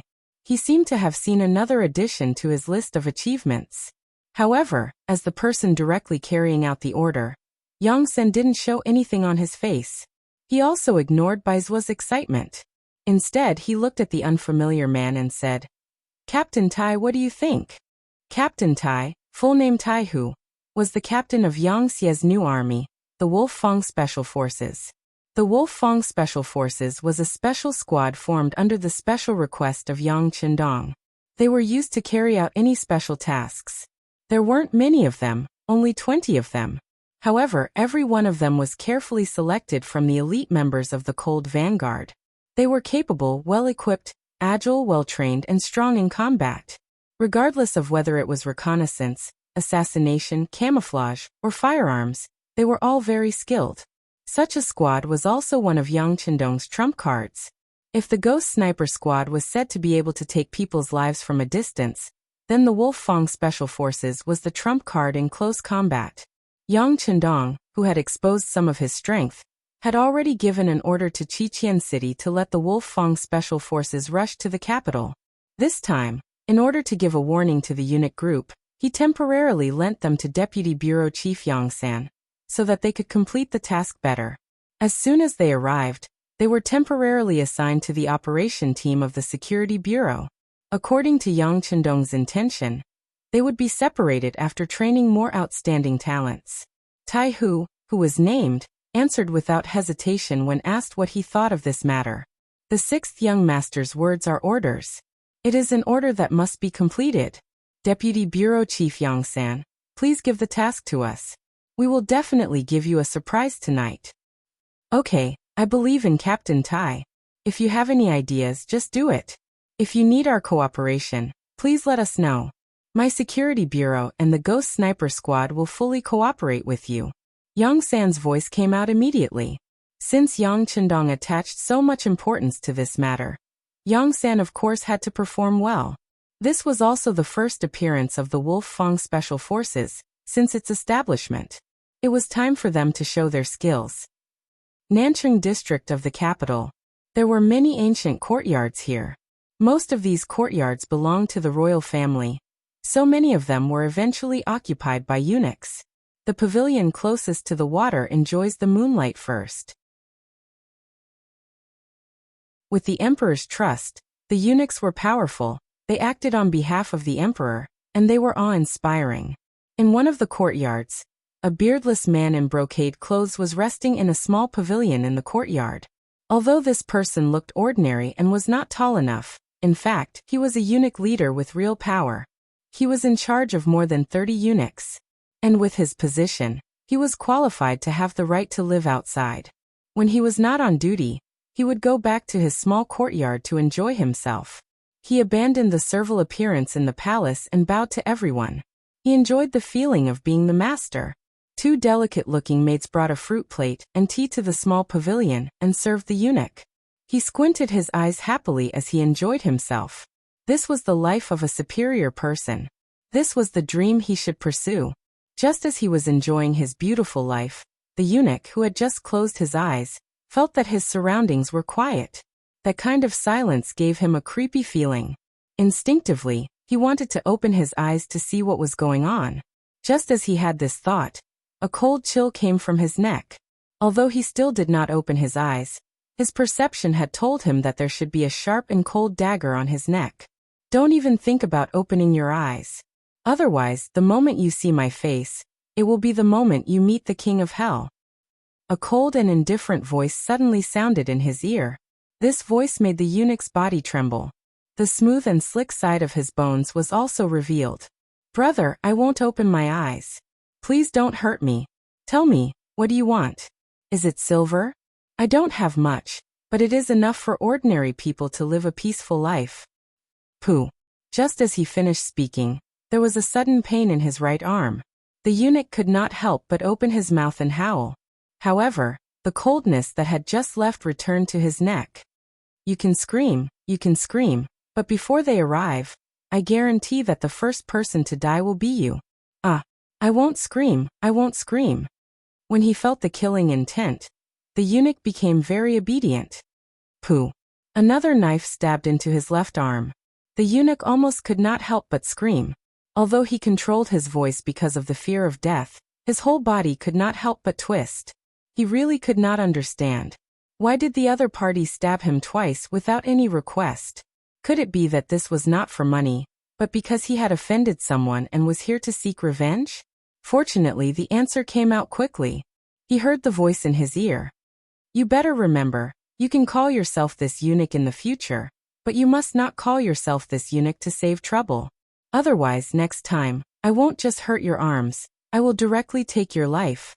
Remember. The cold voice was still echoing in his mind, but the eunuch's mind was already at a loss. He really couldn't figure out what was going on. Could it be that the other party wanted to kill him because of a title? What kind of logic was this? How was this possible? If this matter was told to him by someone else, it would be hard to believe. But now the real thing was happening to him. Moreover, the piercing pain under his arms made him want to twitch uncontrollably. Everything was so real that it couldn't be faked. So what was going on? Village Gazing Pavilion. This was one of the most famous restaurants in the capital. Before the rise of the immortal abode, no one would have doubted that this was one of the 10 great restaurants of the capital. But now this place had fallen into decline. But even though it had declined, it had once been prosperous. One could still see its former glory here, and it could still attract nostalgic customers. Ji Guang was one of them. Before Yang Chendong had come to the capital, before the immortal abode, Ji Guang had been a frequent customer here. Because of his generosity, the proprietress of this restaurant had treated him with special treatment. But because this woman already had a man, Ji Guang did not do anything excessive out of respect for the sake of morality and etiquette. Until recently, it was rumored that the Walla's army might break into the capital, and business there was already difficult. The proprietress of the village gazing pavilion left for Nanjing, but his wife did not. In her words, the village gazing pavilion was her life. Even if she had to die, she would die here. Their opinions differed, and the result was a peaceful divorce. The woman bought the village gazing pavilion with silver and kept it.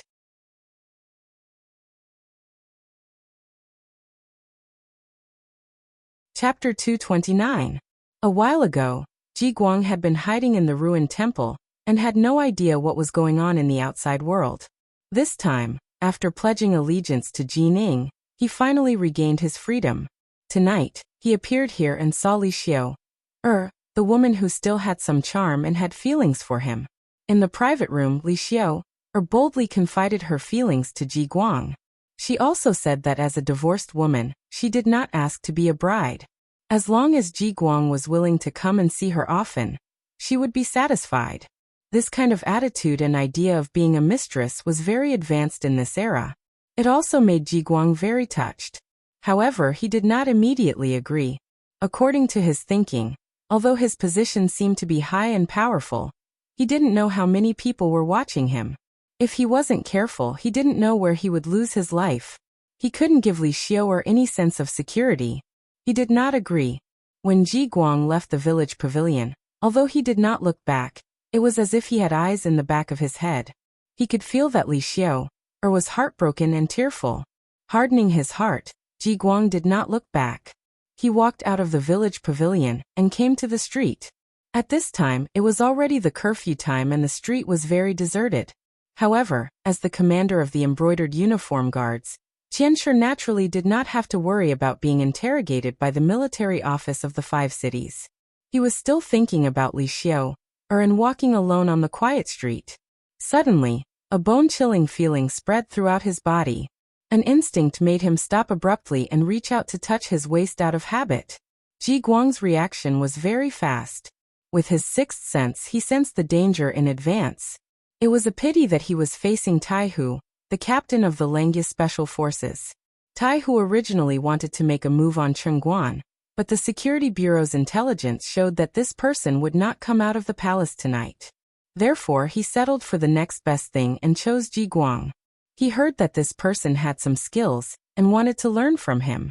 Tai Hu, who suddenly appeared, did not wait for Ji Guang to draw his sword. He slashed at him first. A piece of hair fell down from the tip and fluttered to the ground. Ji Guang's face was already ghastly pale. He knew that it was not that his opponent's saber technique was not good enough, but that he had done it intentionally.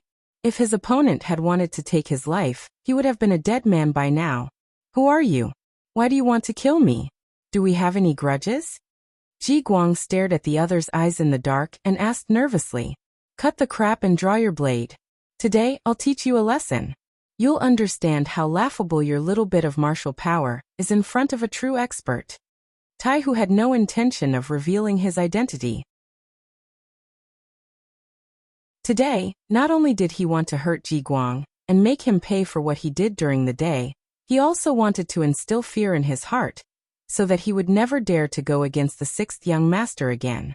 Ji Guang was also an experienced and knowledgeable person who had experienced many trials of life and death. Naturally, he could tell that the other party had no intention of talking nonsense with him. Confident in his saber skills, he drew his saber with a clang and pointed it at Tai Hu. All right, let this official see just how strong you are. Ignorant. Seeing Ji Guang draw his saber, Tai Hu's eyes flashed with contempt. He was one of the earliest members of the Cold Front. Because of his ruthlessness and decisiveness, he was admired by Yang Qindong, and was given a saber technique for close combat. This saber technique was not flashy, but every move was fatal. It was originally the result of Yang Qindong's countless experiences of life and death. It was fine if he did not make a move, but when he did, it was a saber technique that could kill with a single strike. Because of this, when the first batch of Lung Feng graduates graduated, Tai Hu even received an extra triangular stiletto made of titanium compared to the others. This stiletto could cut through iron like mud. In Tai Hu's hands, it was like a tiger that had grown wings. He did not believe that there was anyone who could be his opponent in close combat. Now that Ji Guang had drawn his embroidered spring saber, he naturally did not fear him in the slightest. He even had enough confidence. After saying that he was ignorant, Taihu moved. He swept towards Ji Guang like a gust of wind. Ji Guang also moved, but he adopted a conservative defensive strategy. Before he figured out the tricks and details of the person in front of him, he decided to use defense instead of offense, looking for the most suitable opportunity. In the past, when faced with a sneak attack, Ji Guang also did the same. Moreover, he had succeeded. Who knew how many people had fallen in front of him? And he had found an opportunity to kill them instead. But this time, although he was full of confidence, he was destined to be disappointed. This was because the moment the military knife and embroidered spring saber collided with each other, the saber's body was split into two after the collision. By the time Ji Guang reacted, he felt a sharp pain on his left leg. There was already a deep cut there. Ji Guang did not know that this was because Yang Qindong had given the order not to kill anyone. Otherwise, if Taihu had changed the cut to a stiletto, a wound that could not be stopped would have appeared. Then even if he did not die now, it would not be long before he died, because of the incessant bleeding. With just one move, Ji Guang was defeated. His left leg was trembling because of the flowing force, and he could not even stand steadily. How could he dare to think about winning? After Taihu succeeded in one move, he put away the triangular stiletto that was covered in white light. Then he turned and left without saying another word. Sometimes, when facing smart people, if you had to tell them your purpose, it would be an insult to their intelligence. Taihu left. Just like when he came, he suddenly appeared, and when he left, he suddenly disappeared. When he was sure that there was no killing intent in the surroundings and no danger, Ji Guang's left leg went soft, and he half knelt on the ground with a plop. Even though Ji Guang had experienced life and death, he was still covered in cold sweat. Taihu was the only expert he had met in his life, and he took his life in one move. Now that he thought about it, no matter how he thought about it, it was terrifying. When he raised his head again, he realized that there was still candlelight in the village pavilion. At this moment, Ji Guang suddenly felt old and tired. In his position, he was prominent in front of others, but who knew how fearful he was when there was no one around?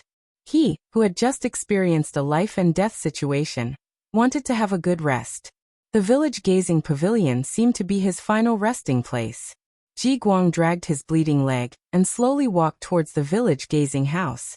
Then he gently knocked on the door, which was so loud in the quiet street. Ji Guang was just an abbreviation. On this night, more than 10 eunuchs with official positions who were taking shifts outside the palace were dealt with in various ways. Some were injured in the arms, some in the legs. Some even had their hair shaved off in their sleep without knowing it. This was Yang Qindong's warning. Any eunuch who dared to call himself a eunuch, and was not a eunuch, would be punished. The first time was a warning, but whether or not the next time would be to take someone's life, no one would know. The next morning, Chen Guan followed the plan he had discussed with Ji Guang the day before, and prepared to call for a meeting. He called a few eunuch leaders here to discuss how to suppress Yang Qindong. But before he could send out the order to summon the eunuchs, more than 10 pieces of information arrived. By the time all the information was delivered to him, Chen Guan was already drenched in cold sweat. He hadn't expected that someone would move even faster than him.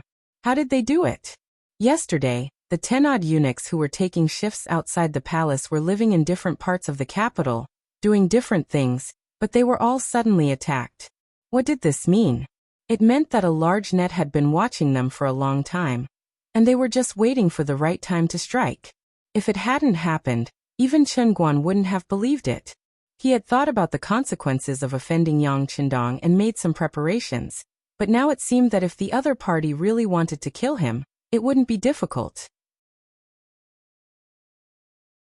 When a person felt that their life was in the hands of others at any time, it was a very bad feeling. Chen Guan was like this now. He didn't want to call for a meeting, but when he found out about Ji Guang's whereabouts, he went straight to village pavilion. Ji Guang was one of the top experts in the embroidered uniform guards, and he had personally experienced the feeling of being attacked last night. It was probably the most direct and effective to ask him how he felt.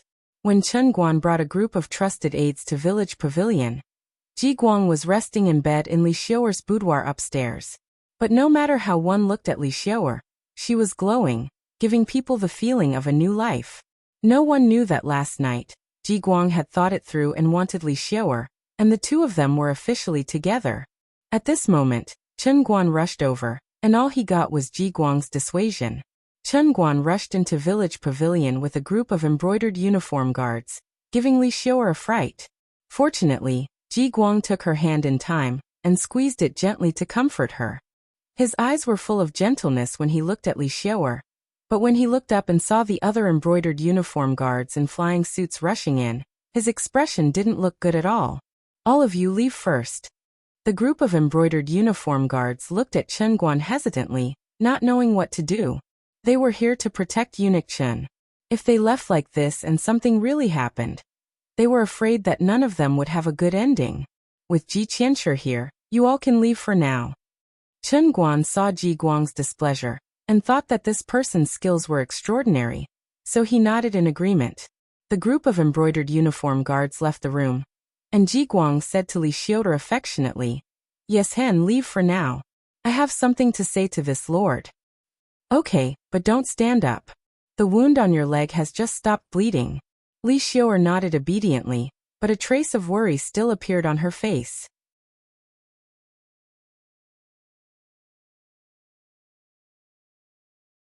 Chapter 230. I will. Ji Guang chuckled and watched Li Xiaoer leave the room. Chen Guan's concerned voice sounded.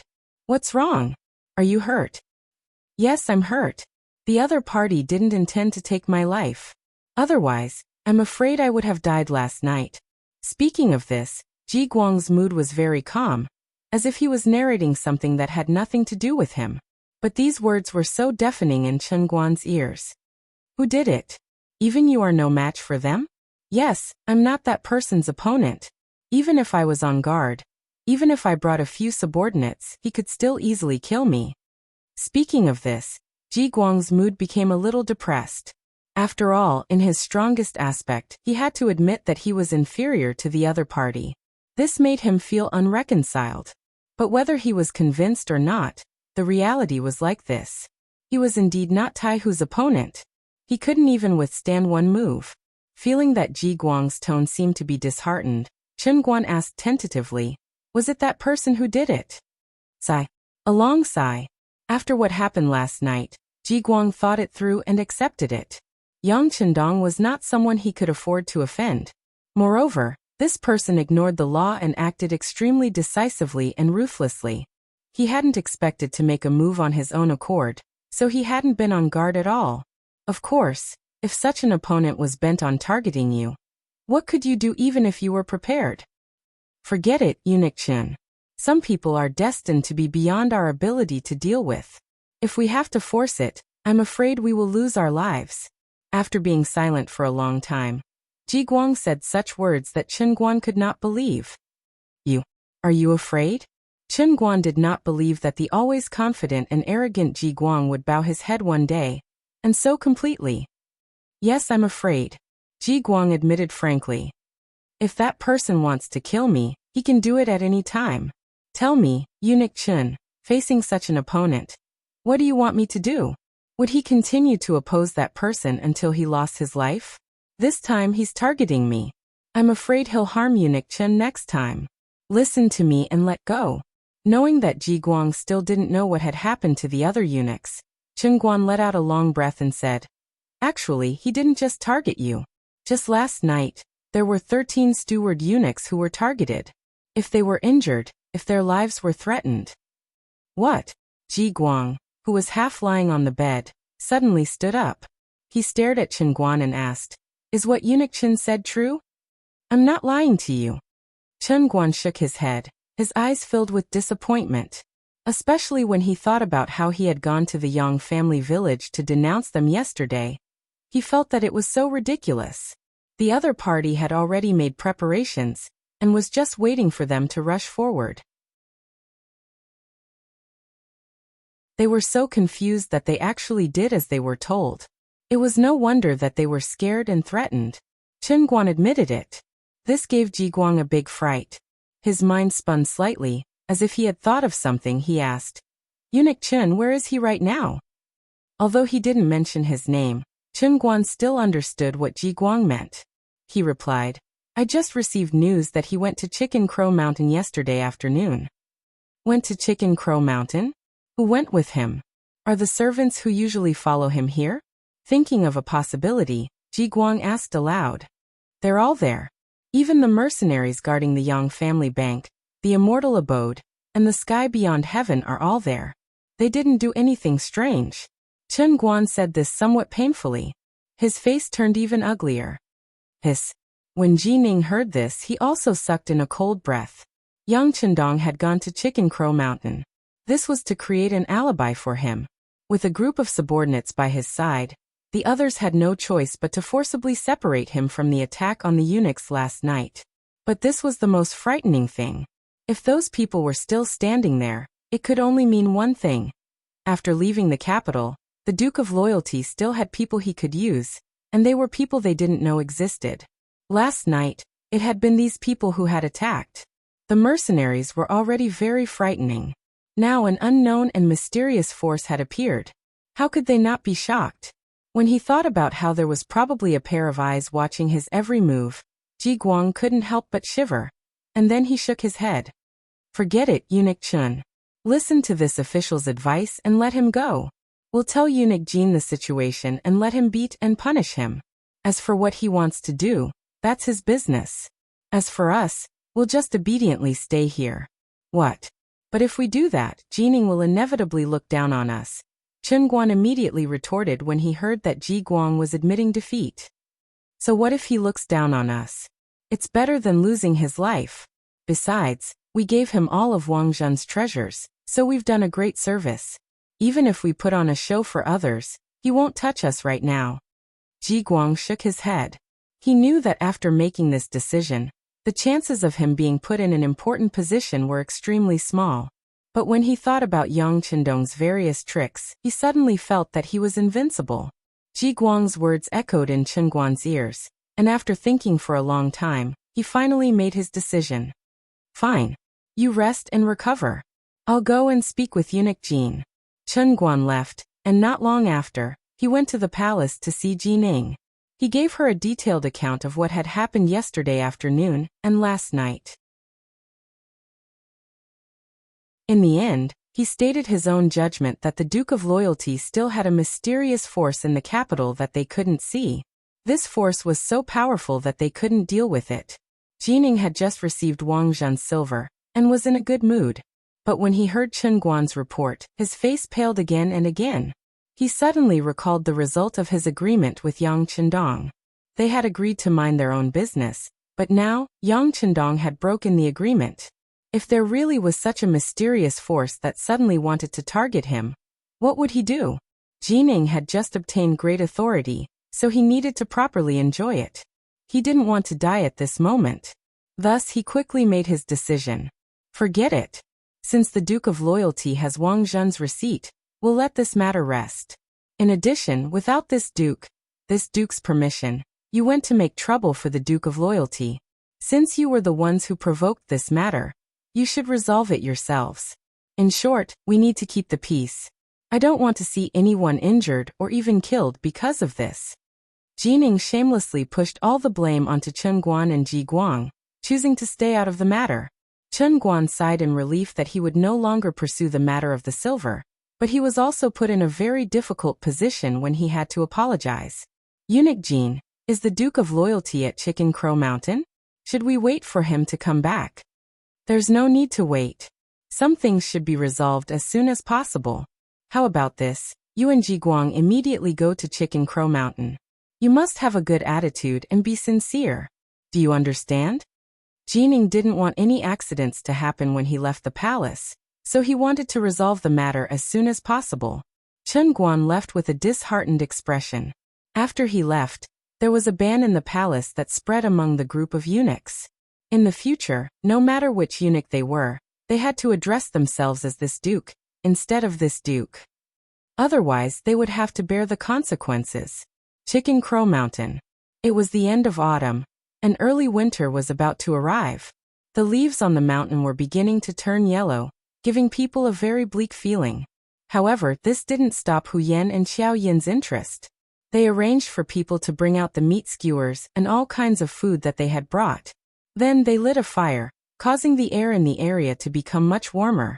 In response, Yang Chendong watched from the side without any intention of interfering. He liked to see his women happy. In his opinion, this was one of the goals he pursued. If he wanted the people to be happy, he first had to let his family be happy. Then it would be the happiness of the entire Han people. With the experience from last time, Hu Yan and Xiao Yin were able to command the troops in an orderly manner. Yang Chendong didn't have to do any skewers like last time. He only needed to sit and enjoy the success. When the sky slowly darkened, the bonfire lit up the sky. Hu Yan and Xiao Yin had also prepared everything. Just as they were about to call Lu Lang to enjoy with them, Tiger's Mane walked over. Young master, Chen Guan and Ji Guang are here. So fast.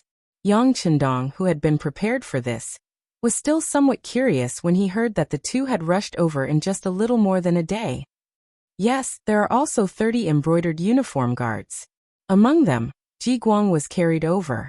Tiger's Mane continued to explain the situation. Haha, let them wait outside. This young master will go and see them in a while. Yang Chendong casually waved his hand. Since they had done something wrong, they should have the attitude of admitting their mistakes. Leaving them out for a while was just training. After sending away Tiger's Mane, Yang Chendong followed Hu Yan and Xiao Yin to the bonfire. Everyone was waiting for them here. Outside, a few members of Cold Front were closely watching Chen Guan and Ji Guang's group. They had already been waiting here for nearly 2 hours. The weather at this time would become cold at night. The two of them didn't bring any warm clothing, so they felt a little cold. However, they could only endure it. This time they were here to admit their mistakes. They weren't here to collect debts like yesterday.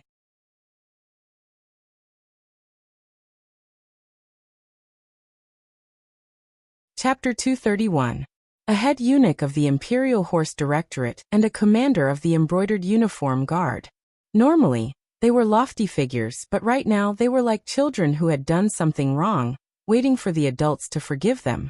On the other side, Yang Chendong was gargling his mouth after eating and drinking to his heart's content, while listening to Tiger's Man's report on the information he'd received during the day. Oh, so Wolf's Man and the others did well? Yes, they did very well. The process was clean and efficient. According to Yang San, it was beyond his expectations. Tiger's Man replied in a low voice. Very good. Give them a collective third-class merit. Yang Chendong chuckled, then spat out the last mouthful of water in his mouth. Are they still waiting? They're waiting. Without the young master's permission, they wouldn't dare leave. Tiger's Man's face lit up with joy. Even though he hadn't been the one to do it, seeing Chen Guan and the others lower their heads still made him happy. A hint of a smile flashed across Yang Chendong's face. Some people were just like that. They didn't want to be nice to others, and insisted on being beaten up before they knew what pain was. Forget it. It's already been 2 hours. It's getting dark, and they probably didn't bring any blankets. We can't keep them here for the night and then give them their things, can we? Tiger's Man nodded in agreement. That's right. We'll just let them dry for a while. As for blankets and whatnot, we don't have any extra. Haha. Yang Chendong laughed heartily. Then Tiger's Man and Beta Persei led the way to where Chen Guan and Ji Guang were. No one knew what they talked about when they met. However, those who were observant noticed one thing. The embroidered uniform guard that had been standing guard outside the Immortal Abode street had all disappeared. In their place were the soldiers of the warden's office. It was also from this time onwards that everyone really managed to keep to themselves on the surface. The Immortal Abode was still packed to the brim, and the Beyond Heaven's Gate was also bustling with activity. Batch after batch of rare goods were being sent out from the gate to different locations. People were walking around the Yang family bank, either depositing or withdrawing money. Everything was done in an orderly manner. Time passed by 1449, and it was the Spring Festival of 1450. The Spring Festival of the Great Ming Dynasty was the busiest time of the year, And it was also the time for families to reunite. The entire capital was bustling with activity. Even the commoners were like this, let alone the people in the palace. As the emperor, not only did he have to reward his subjects for their hard work over the past year, he also had to receive many foreign diplomatic missions. This was especially true for the Great Ming Dynasty, which was a grand and powerful country. There were many vassal states and countries that didn't want to be conquered. Every year during the new year, they would send envoys to pay tribute to show their submission or respect. This year was also Zhu Qiyu's first time as emperor. In order to show their respect, the diplomatic missions from many countries were much larger than in previous years. For a period of time, it was common to see people in strange attire in the capital. The population of the capital was rapidly increasing, and the number of consumers was increasing by the day. The business of the merchants was getting better and better, and more shops were opening.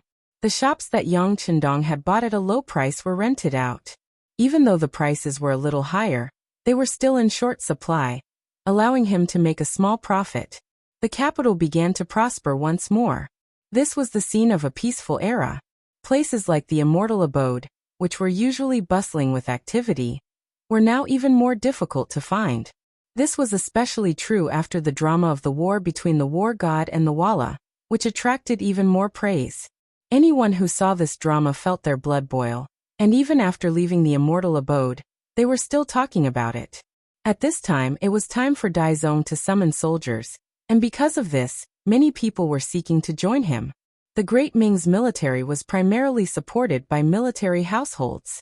The so-called military households were born soldiers. Your father was a soldier. After becoming a military household, as long as you gave birth to a son, he would have to become a soldier when he grew up. This also ensured that the number of soldiers in the army would reach a stable level. However, the Battle of Tumu Fortress and Shi Heng's defeat had severely damaged the army, and its numbers were severely lacking. In these circumstances, Dai Zong, Zhu Qiyu, issued the order for the first conscription after taking the throne.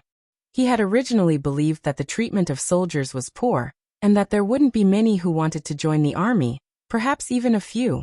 He had never imagined that the drama in the Immortal Abode would cause many young people, and even a few scholars, to join the army. When the news got out, it caused an uproar among the nobles. The Great Ming despised the military and emphasized the scholarly, even suppressing the military.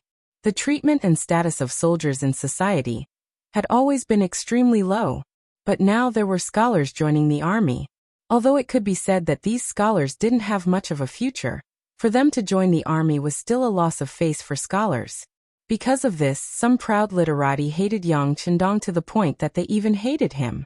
They believed that it was because of the drama in the Immortal Abode that this had happened, and that he was the main culprit.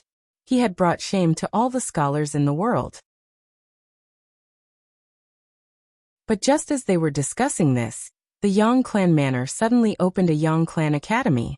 To outsiders, it was said that the loyal and courageous duke had nothing better to do, and wanted to experience the feeling of teaching and educating people.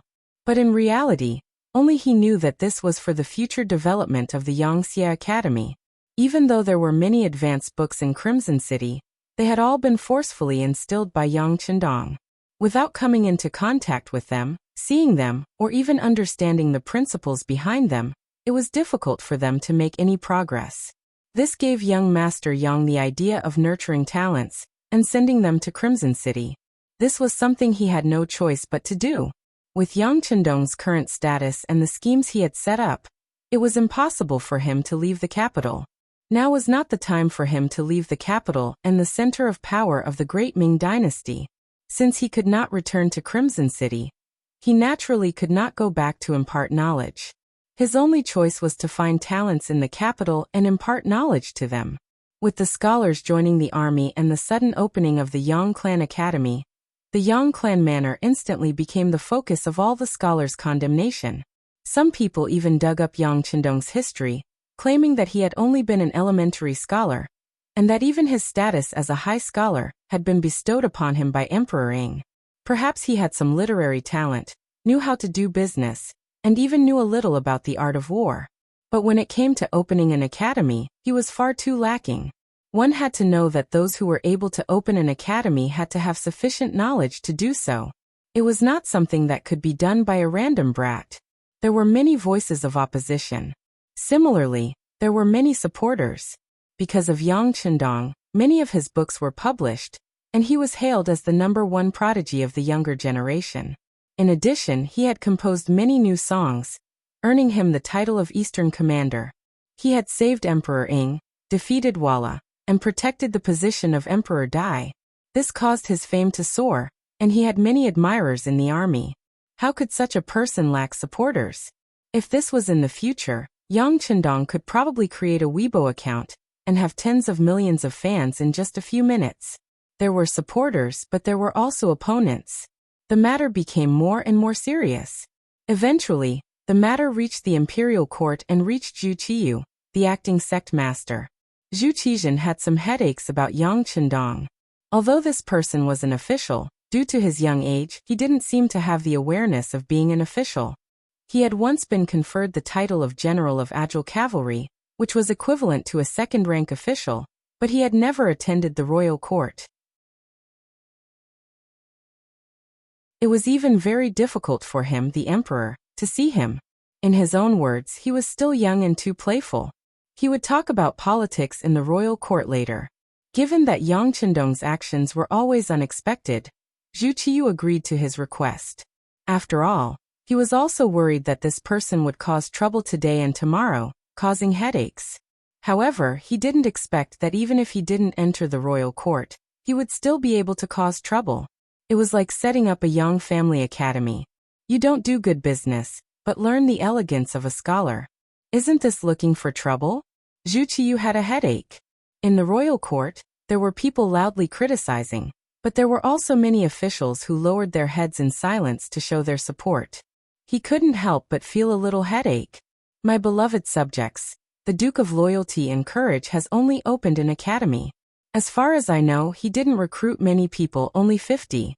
This doesn't seem to be a big deal. Why do you need to bring it up to the imperial court? Your Majesty, that's not right. As soon as Zhu Qiyu's voice fell, an old official stepped out from the crowd. He held a ceremonial tablet in his hand, and had a serious and nervous expression on his face.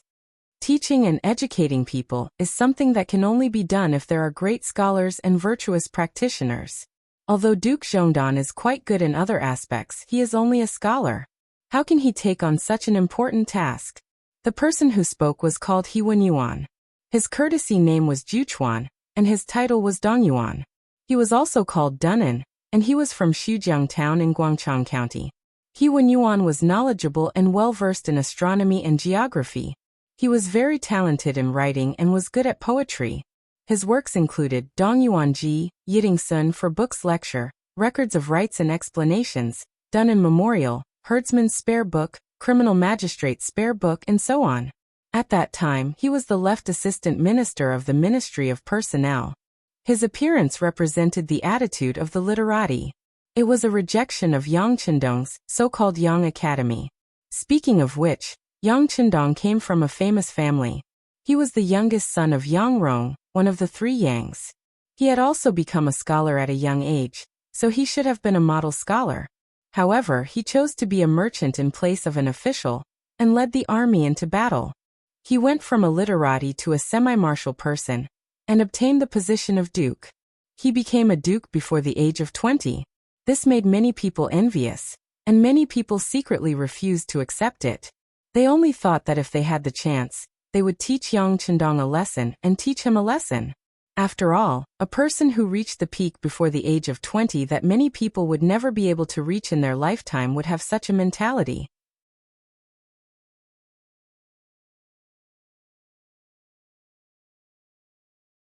Chapter 232. He had always been jealous, but he had lacked an opportunity to ignite it. Now that Yang Chendong was going to open an academy, He Wen Yuan, as one of the great scholars, had to express his stance. That's right, that's right. With someone stepping forward, many of the civil officials nodded their heads in agreement, clearly showing their support for He Wen Yuan. The reason why so many of the officials stood up to oppose Yang Chendong was not only because of jealousy, but also because of the rules of scholars. Did scholars have rules? Of course they did. Every profession had its own rules, and anyone who wanted to break them would have to pay a heavy price. It was normal for scholars to open academies to teach and educate people. Not only could he promote his name, but he could also take the opportunity to recruit more students, expand his influence, and also collect a lot of money. This was a typical way for scholars to make a fortune. However, because of this, not everyone could open an academy. If one did not have a certain amount of social influence or was not recognized by the group of scholars, opening an academy would only cause them to be criticized, because the scholars would not allow such a thing to happen. Otherwise, if anyone could open an academy, where would they be able to make a living? Whether it was out of jealousy or wanting to maintain their own status and influence. In short, if Yang Qindong wanted to get involved in the matter of starting an academy, they would definitely stop him. He Yuan stood up, and then several influential civil officials stood up to express their opposition. Zhu Qiyu, who was sitting on the dragon throne, narrowed his eyes into a line. He knew how powerful the civil officials were, and he knew that deep down these scholars looked down on him. This was the disadvantage of only respecting Confucianism. This was because once upon a time, the founders of the Great Ming Dynasty had also been rejected by the scholars. It was only because the Great Saber and Great Stick were too powerful that they had no choice but to lower their heads. In fact, in the changing of dynasties, there were very few emperors who were truly recognized by the scholars. On the contrary, in their hearts, the true orthodox was Confucius's Kong family. That was their pilgrimage ground. With the change of dynasties, countless emperors fell from their horses, countless scholars were killed, and countless commoners were displaced from place to place. But no matter how one looked at it, the Kong clan had always stood strong. The Kong family was the epitome of a man's ability to submit and stand tall. The Mongols came to visit the Mongols, and the Manchus came to visit the Manchus. Li Zicheng had just entered Shandong, and was still far away from Xiufu when he shouted, "Long live Emperor Yongchang!" When Yuan Shikai proclaimed himself emperor, he said, "Ascend the throne as soon as possible to comfort the people." Zhang Sun was overjoyed after his restoration. Let the whole world celebrate. In 1937, before the Japanese army invaded China, Kong Ducheng, the sage Duke of Yensheng, had a great interest in poetry. He advocated that China and Japan were of the same language and the same kind. The poem said, "Rivers, rivers, rivers, pearls, and streams are the same. How could there be different people in the same province?" This was a little confusing. Were you trying to express goodwill to the Locust army? The longevity of the Kong clan was even greater than that of the imperial family. It was even a holy land for scholars in the world. Even the emperor sometimes had to look at his face when doing things.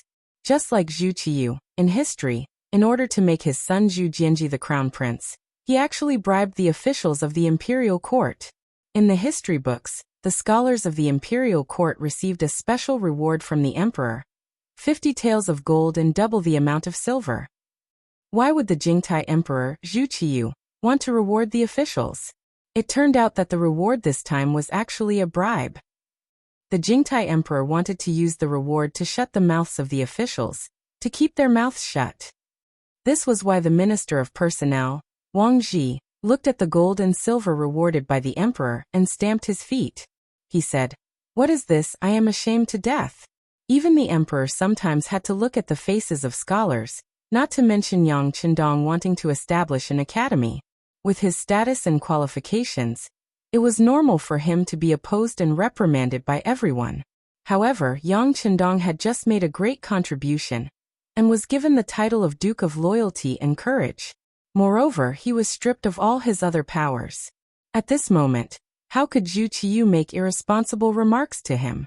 Since the scholars weren't willing to let him establish an academy, he'd just let the scholars handle it. Thinking of this, his expression relaxed a lot. As for the matter of Zhonghua opening the Yang family academy, we still need to consider it carefully. Of course, if there are any officials who disagree, you can go and reason with them. This is also a way to promote the culture of our great Ming dynasty. Zhu Qiyu didn't say that he was against it, but he also didn't say that he was for it. If you have the ability, Go find the Duke of Loyalty and courage yourselves. This was also Zhu Qiyu's answer. With the emperor's words, He Wen Yuan and the others immediately beamed with joy. They were worried that the emperor would agree. If that was the case, they would be going against the emperor's will if they went to the Yang clan manor. This could be used against them by the embroidered uniform guards and the Eastern faction guards. But now that they had the emperor's decree, they could do things with fewer misgivings. Immortal Abode. The streets were bustling with people and carriages, vividly displaying the prosperity of the capital.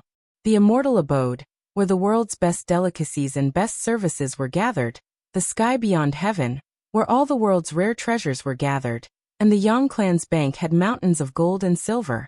Because of this, the entire street was bustling with activity. If anyone who came to the capital didn't come here to take a look, they would be too embarrassed to say that they had ever been to the capital. This place had already become a symbol of the capital. This was especially true for the entrance to the Immortal Abode. Ever since breakfast, it had been packed with people. By the time the performance started, there wasn't a single empty seat to be seen. As the number of members increased by the day, it was becoming increasingly difficult to reserve a seat in advance. If even the members were like this, there was no need to mention the visitors. As the new year approached, more and more foreign ambassadors arrived. When they wanted to taste the delicacies here, they had no choice but to line up with the common folk of the Great Ming Dynasty. Even though most of those who could come here wore silk robes and had a certain level of status, it was still viewed as an insult to the common folk to line up with them. There had been a number of ministers who had disagreed on this matter.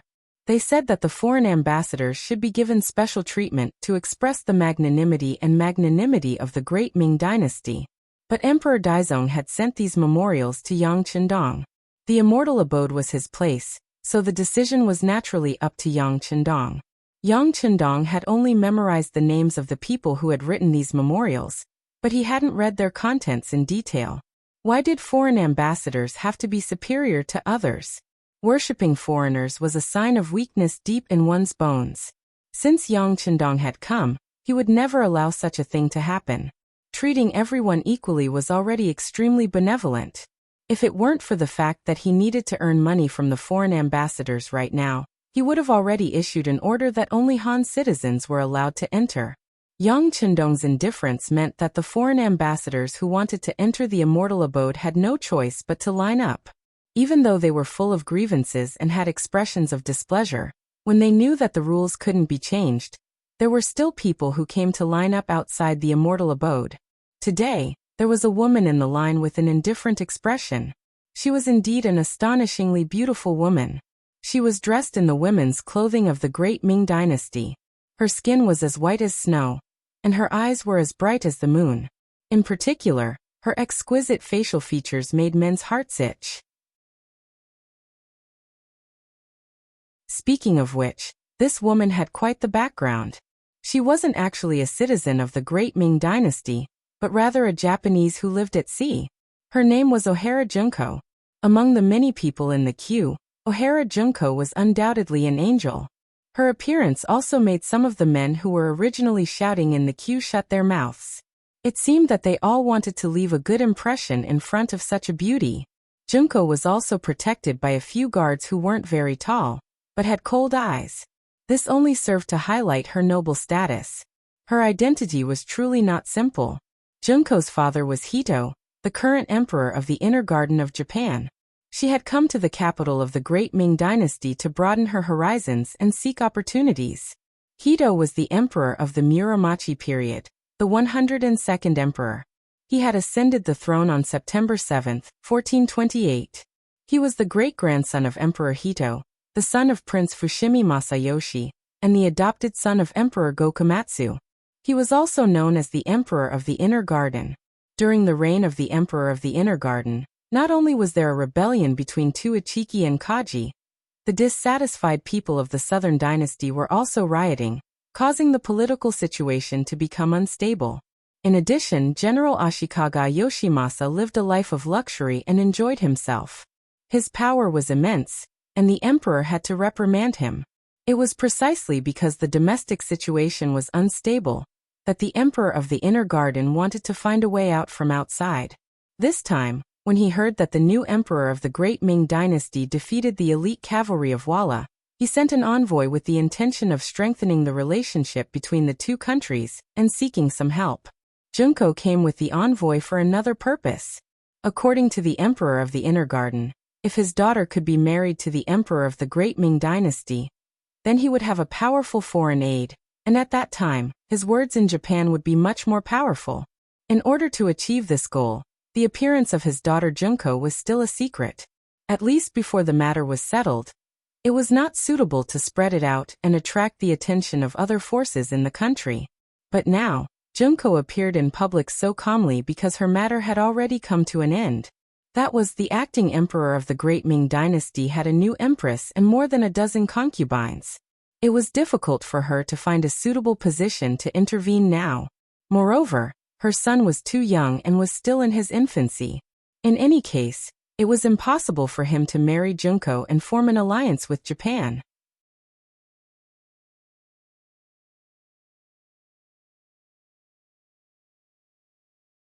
Chapter 233. It was precisely because she couldn't achieve her goal that Junko had decided to openly dress as a woman and walk out from the group of Japanese envoys. She had also heard that the immortal abode had delicious delicacies that couldn't be found outside, as well as joyous music and dancing. Her curiosity had been piqued, and she wanted to see what was going on. Junko had inherited her parents' strengths, and although she was only 15 years old, she was like the brightest star in the crowd. No one could ignore her even if they wanted to. Important news, important news.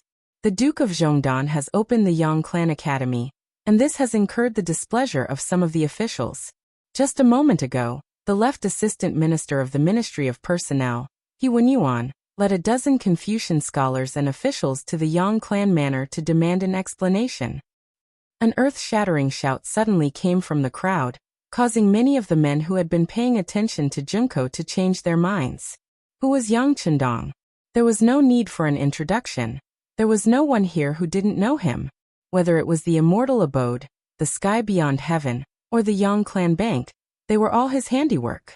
This was the idol of many young people, and now, someone was going to cause trouble for him. This was definitely big news and a rare occurrence. When the crowd heard the news, they all rushed toward the southern part of the city.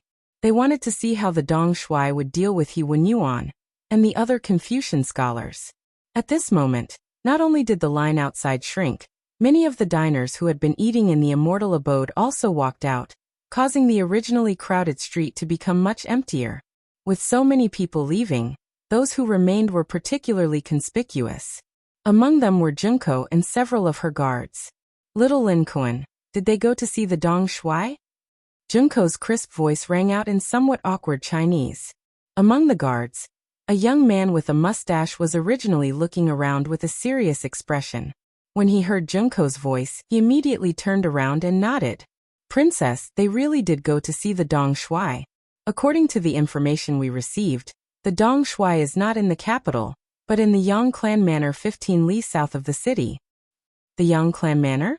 Junko also wants to go take a look.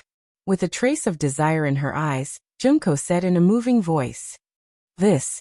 Xiao Lin hesitated when he heard the princess request. In the capital, the princess's safety was guaranteed, but once she left this place, he truly didn't dare to guarantee anything. Not hearing Kobayashi's exact answer, Junko's face flashed an innocent smile. What's wrong? Could it be that Xiao Lin Kuan had no confidence in his own strength? My father has said that little Lin Kuan is one of the best of the younger generation in Japan. Even my father's guards are not much stronger than you. Junko's affirmative voice reached Kobayashi's ears.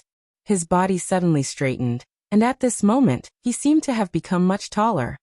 Well, since the princess is interested, Kobayashi will certainly fulfill her wish. Then let's set off now. Alright, thank you for your hard work, Korean Kuan. After her brilliant plan succeeded, Junko's face returned to normal, as if she wasn't the girl who was begging just now. Outside the Yang Manor, He Wenyuan and several other great scholars were standing in the square 50 meters away from the manor. None of them were wearing official robes. Obviously, they were going to question Yang Qindong in an unofficial capacity. It wasn't that He Wenyuan and the others didn't know how to oppress others. On the contrary, it was precisely because they knew about Yang Qindong's achievements and knew that he was the Duke of Loyalty and Courage that they gave up showing themselves as officials. In fact, with their status, they really couldn't make Yang Qindong take the initiative to make any concessions. Yang Si and Yang Lu were standing 50 meters away from He Wenyuan and the others. They stared at everything in front of them, looking at the great scholars and the sea of people behind them. It was not an exaggeration to say that it was a sea of people. With a rough estimate, there were more than 1,000 people who came to watch the show. When they were all gathered there, the official road was already crowded with people. Even those who came later to watch the show had to stand by the roadside and the ditches. Since this place became the Yang Manor, it hadn't been so lively. Even when Yang Qindong got married, although there were many guests, there weren't more than 1,000. It was unexpectedly so lively this time. Naturally, Yang Si and Yang Lu, who were responsible for the security of the outer court, were a little nervous. Among the crowd, Junko also came here under the protection of Xiao Lin and the others. It had to be said that in many cases, the use of money was still very great. When Xiao Lin took out some broken silver, he quickly let some people of the great Ming Dynasty who came early to watch the show give up the best position. This also allowed Junko to stand in the most advantageous position and watch the battle between the scholars of this foreign country. He Wenyuan and the others came very early, but they weren't in a hurry to say anything. They were waiting for more witnesses to embarrass Yang Qindong. Now that the people had gathered, He Wenyuan and the others looked at each other and reached an agreement. In the end, it was the left assistant minister who stepped forward and said to Yang Si and Yang Lu, who were 50 meters away, "Is the Duke of Zhongdan so arrogant? We have been here for half a day. Why haven't we seen him? Could it be that he is afraid?" Afraid? How could our family's Duke be afraid of scholars like you? Yang Si's eyes had a hint of ridicule as he stepped forward. Our family's Duke is busy every day and has a lot of things to do. He doesn't have time to waste on you. If you don't have anything important to say, please go back. How could He Wenyuan, a great scholar, look good when he was despised by a scholar? But in the end he had been an official for many years, and his face had long been trained. His anger only lasted for a moment, and he quickly calmed down and asked back, "You said that we are scholars, but does the Duke of Zhongdan look down on all scholars in the world?" Yang Si's face darkened when he was suddenly countered with a slip of the tongue. He wanted to refute something, but he didn't know where to start. After all, fighting with his fists was his forte, and in terms of talking he was far inferior to the few Confucians. Seeing that Yang Si's face was burning with anger, but he didn't know how to answer, He Wenyuan looked up to the sky and roared, as if he had already won and done something satisfying. "The Duke has arrived." At this moment, a thunderous shout sounded. Yang Qindong, dressed in green and holding a folding fan, approached from afar under the protection of Tiger's Mane, Beta Persei, and the others. Although it was only a seemingly casual green robe, as Yang Qindong's footsteps continued to approach, a wave of pressure swept over He Wenyuan and the other great scholars. Even the commoners who were closer to them to watch the show felt a sense of oppression. It was as if they were not facing a group of people, but a prehistoric divine beast. Yang Qindong was always like this, giving different people different feelings. As a friend, he was as warm as the sun. As an enemy, he was as happy to suppress them like a storm. When did this Duke say that he looked down on scholars? Scholars are a part of this society, just like farmers, merchants, and workers. They can all create value and contribute to the progress of this society. They are all worthy of respect. Before he even arrived, his voice was already heard. It was just one sentence, but it attracted loud cheers from the people who were watching the commotion. Most of the people who came to watch the show were farmers, merchants, and workers. Yang Qindong's words had attracted everyone's consensus, and he had instantly changed his role and become the spokesperson of these people. How could it not arouse everyone's good feelings? However, He Wenyuan and the others who heard this sentence also had ugly expressions on their faces. Regardless of whether others could hear it or not, they heard it very clearly. That was, this loyal duke had compared farmers, merchants, workers, and scholars. Just from this point alone, it was inevitable that they would feel dissatisfied. During the Great Ming Dynasty, not everyone could go to school, nor did they have the opportunity to. Firstly, the cost of studying was high, and it was necessary to hire good teachers to teach, which required money. Secondly, scholars also paid attention to the difference in family background. If one did not have a good family background, even if one went to school and did not have a recommendation, it would be difficult for one to have a bright future. Often, one could only write letters for others and work as an accountant. That was also very difficult to be looked down upon. Thirdly, the proportion of scholars who eventually became a shiozai, an imperial scholar, or an official was relatively small. Many people might have studied for a lifetime, but it would be difficult for them to become a shiozai until they died. It was a waste of money and time, and there might not be a good result. This made most of the people unable to bear it. There were statistics in the history books, and the proportion of scholars in the Great Ming Dynasty was less than 1%. In other words, it was difficult to find one scholar in 100 people, which made their status even more noble. Yang Qindong classified them as ordinary people, so it was no wonder they were angry and did not give him a good face. Loyal Duke? This official knows that you are good with words, and I also know that you have some talent, especially in storytelling, which is beyond the reach of ordinary people. However, establishing an academy is not something that can be done by relying on a few absurd stories. That will only mislead the students. Do you understand? He Wenyuan cleverly did not argue with Yang Qindong about the status of scholars. Instead, he went straight to the point, saying that Yang Qindong's ability was limited, and that he was not qualified for such a big matter as opening an academy. This official does not know. Yang Qindong waited for He Wenyuan's voice to fall, and straightforwardly shook his head. This official only knows that teaching and educating people is a matter of great virtue. Being able to let the common people of the world know more words, and understand more knowledge, is the way of the good. In order to achieve this goal, this duke's teaching will not charge a single copper coin for tuition, and 2 meals will be provided.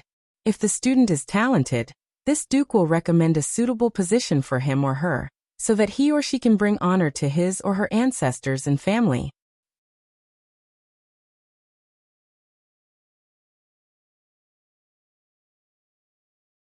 Chapter 234. Wow! As soon as Yang Qindong's voice fell, there was a burst of exclamations from the crowd. Teaching without charging a single coin for tuition, and taking care of food was something that no school or teacher could do. Those who were ambitious would not be able to meet this requirement, because their own strength did not allow them to. Those who were strong would not have such thoughts. They would rather earn more money. How could they work for nothing and have to pay for food? It was because of this contradiction that Yang Qindong's words made everyone so surprised, but at the same time, they were also very excited. Some of the young people from poor families could not help but think that if this was really the case, then could they consider entering the Yang Academy to learn some skills? He Wenyuan also did not expect Yang Qindong to do this. For a moment, he was also stunned by these words. He stood there for a long time and did not say anything. It was not until someone next to him whispered something that he suddenly realized something. He looked at Yang Qindong with a mocking expression and said, "Duke of Loyalty and Courage, this official knows that you are very good at doing business, but teaching people knowledge is not teaching them to do business. That is to see the real thing, do you know?" Ha ha! He Wenyuan's words attracted the laughter of his companions. They all looked at Yang Qindong with disdain. It was as if they were saying that he was a businessman, and the students he taught were only businessmen. How could he be considered a real scholar? How could he be recognized by the scholars of the world? The mocking voices of these people did not move Yang Qindong at all. He even laughed. Ha ha ha! Who said that this duke only knows how to do business? Have you forgotten who led the army of Walla to defeat them? Besides, it is better to have the guts than to have the guts. If you don't try, how can you know what you can do? Gentlemen, I'm afraid that you can't be literate from the moment you came out of your mother's womb. Is your literary talent extraordinary? The great Confucian scholars' faces darkened when they heard who was the one who defeated Walla's army. They couldn't help but take half a step back. At this moment, they remembered that the person in front of them was someone who could lead an army to defeat the powerful Walla. He killed people on the battlefield without blinking an eye. If they really angered him, they wouldn't be able to reason with him. On the other hand, He Wenyuan was not as scared as the others. He had a bit of courage. Duke of Loyalty and Courage, don't try to change the topic. You know how to do business, you are proficient in the art of war, and you can lead troops into battle. But that doesn't mean that you are proficient in poetry, or that you have truly comprehended the 4 books and 5 classics. During the Great Ming Dynasty, scholars mostly studied the way of etiquette, which was the so-called matters of the sages and virtuous men, and the records of the sages and virtuous men. For example, the Analects of Confucius, the Book of Rites, the 4 books, the 5 classics, and so on. Only those who were proficient in this study and could quote from the past and the present could be regarded as a person with profound knowledge. Only then would they be placed in an important position by the imperial court and enjoy a high position. He Wenyuan mentioned these deliberately to humiliate Yang Chendong. He was just a scholar who was bestowed the title of Jiren by the emperor. In addition, he was so young, how could he be proficient in these things? He thought that by saying this he would embarrass Yang Chendong and make him retreat. But unexpectedly, after hearing this, Dong Shuai didn't have a trace of embarrassment on his face. Instead, he laughed loudly. Isn't it just poetry? This duke can just casually open his mouth, and it will be done. Ha ha ha ha. This time, it was He Wenyuan's turn to laugh. Duke of Loyalty and Courage, there are some things that can't be solved just by talking big. You have to know that it's easy to write a poem. However, if you want to write it well and let people remember it, it's extremely difficult. Don't be careless and lose your status. Of course not. Yang Chendong firmly shook his head. Since this duke is going to write poetry, it will not be an ordinary work.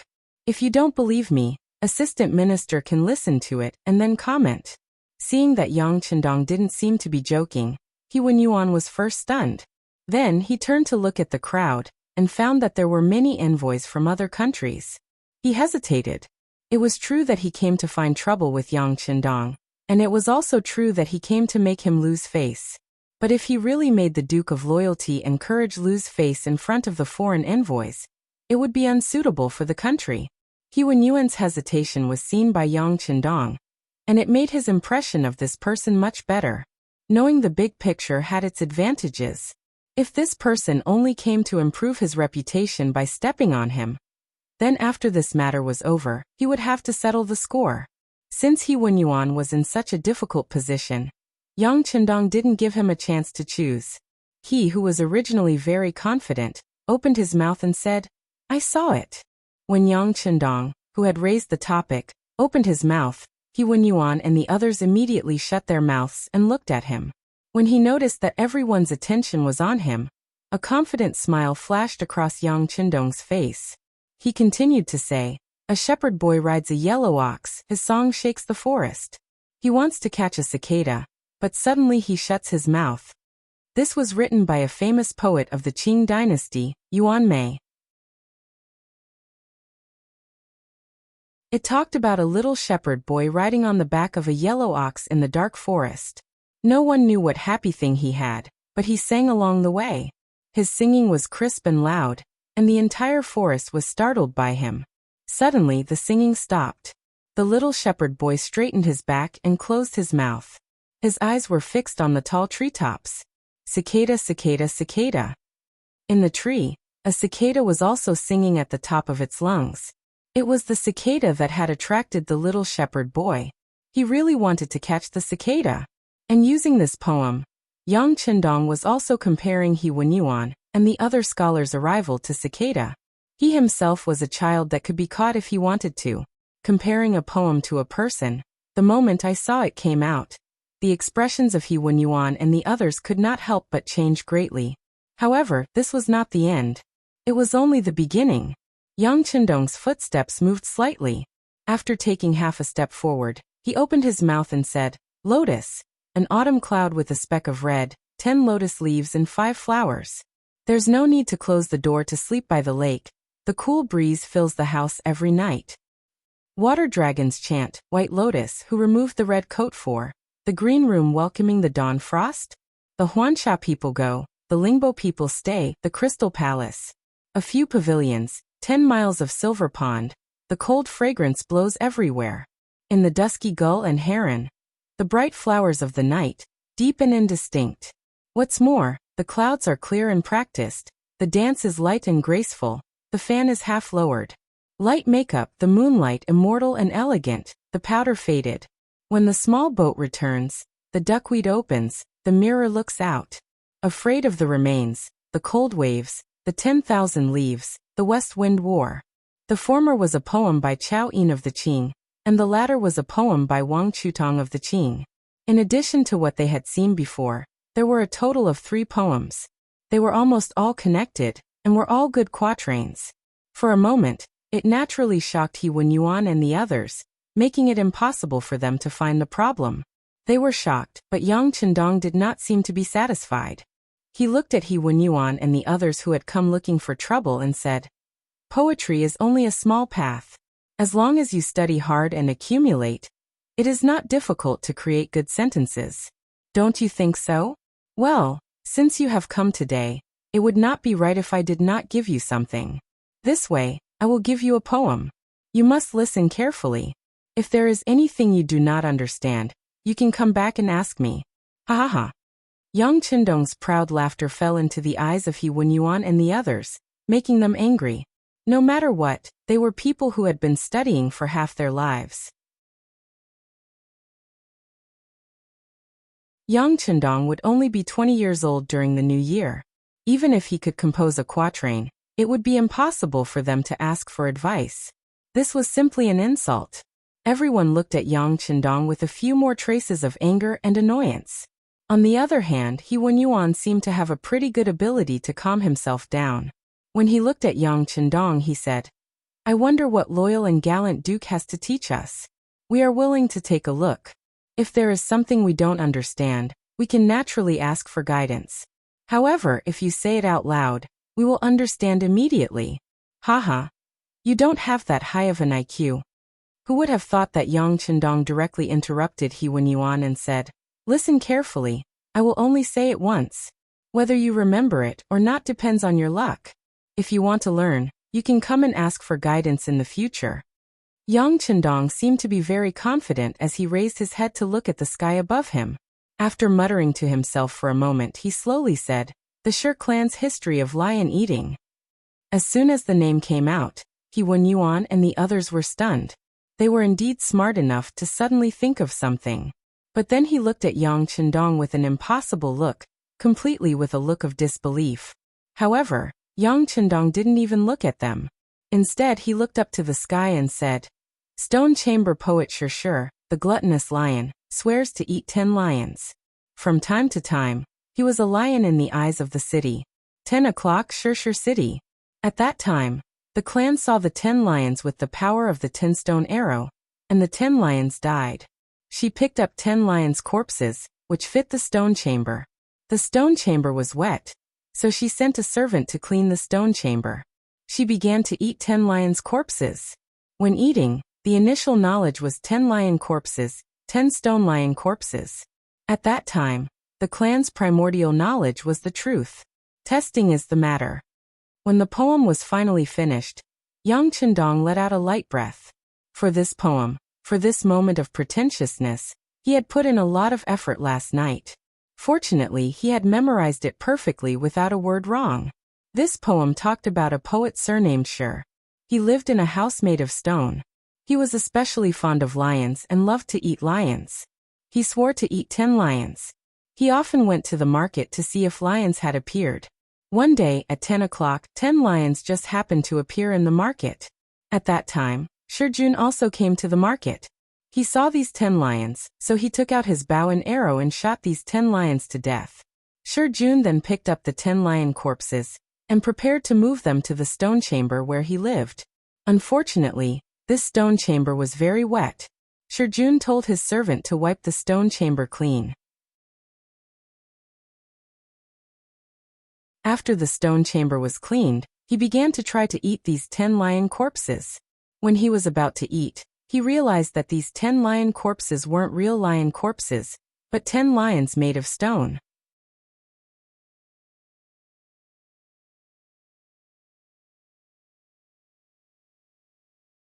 Chapter 235. This was a strange article written by Mr. Zhao Yuanren, a famous linguist and the father of modern linguistics, in the 1930s in the United States. The original title of the article was The History of the Stone Chamber Poets Eating Lions. The full text was 94 words, later expanded to 103 words, including the title of the article, a total of 110 words. If it was read aloud in Mandarin, people who did not understand ancient Chinese would not be able to understand it at all. The reason was that modern Mandarin had lost the entering tone and voicing of ancient Chinese. This was a classic that represented the breadth and profoundness of the Chinese language and Chinese characters. At that time, it had caused a great reaction. Now that it was taken out by Yang Qindong as expected, He Wenyuan and the others were speechless. They could feel the artistic conception of this poem, and it was very extraordinary. However, because Yang Qindong spoke too quickly and used the same words, they could not understand the essence of it from just one reading. It was precisely because they could not fully understand that at this moment, He Wenyuan and the others were shocked. They stood there dumbfounded and did not know what to say. Isn't it too fast? You don't understand? It doesn't matter, as long as you humbly ask for guidance. I can write down what I just said and take it back for you to study. As if he had already expected such a possibility, Yang Qindong had a very natural and even sincere smile on his face.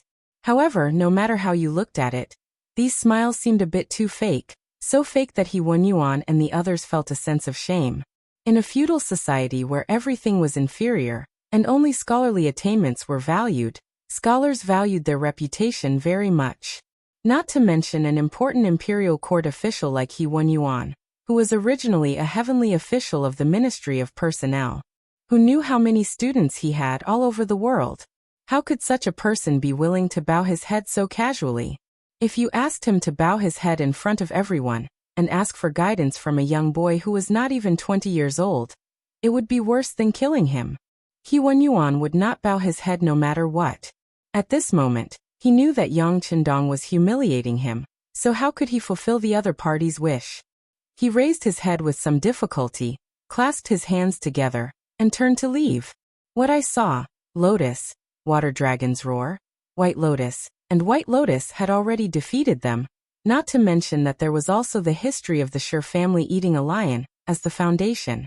At this moment, they really didn't know what other meaning there was for them to stay here other than asking for humiliation. He Wenyuan and the others left just like that.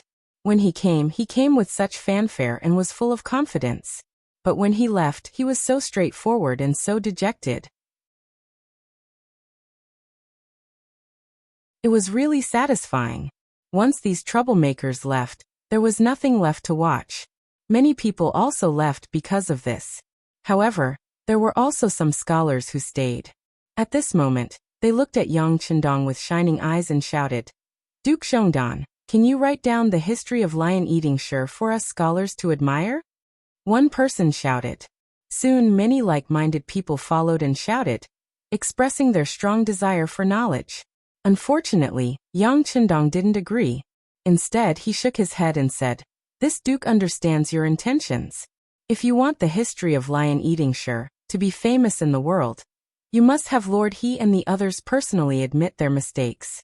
Otherwise, no one can force this duke to do anything. You should go back. If you have the time to stay here and talk to this duke, why don't you go and persuade Lord He and the others? If they are really thinking for the sake of all the scholars in the world, what's the big deal if they bow their heads once?" It seemed like he was pointing out a path for everyone, but he just wanted to use them to put pressure on He Wenyuan. Since they dared to come to Yang Village to find trouble with him, they should know the serious consequences of angering him. If he didn't punish them properly, others would follow suit. How could he calm down and do anything else? With Yang Qindong's firm attitude, the scholars who stayed behind knew that it would be difficult for them to take a turn for the better. They immediately cupped their fists and left. Then, one by one, they began to look for their classmates. First, they wanted to tell them what had happened today. Second, they wanted to see if there was any way they could find Lord He and the others and have them admit their mistakes. After all, such a masterpiece shouldn't be buried. It should be spread throughout the world. Soon most of the people had left. In the end, only Junko and her guards remained. Seeing that everyone had left, the guard captain, Kobayashi, was extremely confused. "Princess, we should go back. If we are late, who knows how long we'll have to wait to eat in the immortal abode." Immortal abode? Kobayashi? Could it be that you've forgotten who founded it? The young village must have even better delicacies. Why should we give up what's near for what's far away? Junko was already curious about Yang Chendong. In terms of age, the person in front of her was only 4 or 5 years older than her. There wasn't much of a difference. However, in terms of literary talent and ability, he was far superior to her. Junko had been influenced by her father ever since she was a child. She had always been diligent in her studies. After learning about Japan, she developed a strong interest in the culture of the Great Ming Dynasty. After all, the Great Ming Dynasty was far more fertile than Japan. It was vast and rich in resources, and had a much richer history. After coming into contact with the culture of the Great Ming Dynasty, and learning about this country, she was quickly drawn in. She knew that this was a country filled with talented people. It was as if there was some kind of magic here. Every once in a while, when the country entered a period of weakness or decline, an extremely powerful figure would appear. That person would step forward to restore order and revitalize the country. They would become even stronger and become a powerful country revered by all. This was the path that Japan had to take. Gradually, Junko was no longer satisfied with her studies. She came to the Great Ming Dynasty just when her father wanted to use the power of the Great Ming Dynasty's marriage to strengthen his ruling power. In Japan, although Junko was still young, she was already famous. Many people even called her the first beauty and the most intelligent woman in Japan for hundreds of years. For a girl to have an angelic face meant that she had endless wealth, not to mention that she was so smart and knowledgeable. If she stayed in Japan, she would have achieved something in the future. However, she didn't do so. Instead, she chose to come to the Great Ming Dynasty. Even if she knew that by doing so, she might have to live with a person she didn't like and didn't know. However, she still didn't regret it. This was because she admired the culture of the Great Ming Dynasty. Now, knowing that the marriage with the Great Ming Dynasty's imperial family might be difficult to continue, Junko's goal this time no longer existed. It was impossible for her to say that she wasn't disappointed at all. But now, she met Yang Chendong, the youngest upstart in the Great Ming Dynasty. He was the youngest person to become a duke with his own hands. His performance just now was so free and easy. He was so smart and knowledgeable. Wasn't such a person the kind of person she wanted to know and find? At this moment, Junko suddenly had an idea. That was, she wanted to stay. She wanted to get in touch with this loyal duke of the Great Ming Dynasty. She wanted to see if he was really talented or just an ignorant and incompetent playboy. If it was the former, she wanted to see if there was anything worth learning. If it was simply to see if she could accept him for her own use. If he was really capable and could play a big role in helping her father, this trip to the Great Ming Dynasty could be considered to have some gains. Of course, Yang Chendong wouldn't accept her, but Junko never worried about this. In her opinion, she was so beautiful. In Japan, even men who were about the same age as her father, or even a lot older than her father, couldn't help but show a greedy look when they saw her. This was where her charm lay. She firmly believed that Yang Chendong would be like other men, and would comply with all her requests. After telling the guard captain Kobayashi that she wanted to stay here for a while, Junko strode forward and turned around. She chased after Yang Chendong, who was walking towards the courtyard of the Yang family manor. "Loyal Duke, please wait." The voice of an oriole spread out along with the wind. Yang Chendong, who was striding forward, felt a slight vibration in his ear. His footsteps slowly stopped. It was said that one could recognize a woman by smelling her fragrance, but at the same time, some people also said that a woman's voice was also a kind of name card. When a man heard a beautiful voice, he couldn't help but imagine what the owner of the voice would look like. Just like now, Yang Chendong, when he heard this voice, he had an urgent idea to see what kind of woman could make such a beautiful voice. His footsteps stopped, and his body slowly turned around. When he looked up, his eyes just happened to meet with Junko's gaze. Junko was more than 1.6 meters tall. Perhaps because she was still young, her figure was slightly petite, but it made her have the gentleness and grace of a woman in the great Ming Dynasty. She had a lock of beautiful hair that fluttered in the wind. Her eyebrows were slender and long, and her eyes were full of charm. Her nose was straight, and her cheeks were slightly flushed. Her lips were tender and alluring, and her dimples were as white as snow. Her skin was as white as jade, and her skin was as white as jade. On her oval face, her eyes were quick-witted, and there was another kind of moving charm in them. At this time, Junko was looking at Yang Chendong with a smile.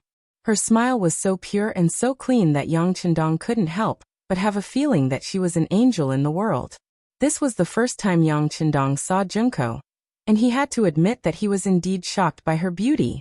Standing there, he showed a rare look of loss of self-control and stared straight at her for 3 seconds.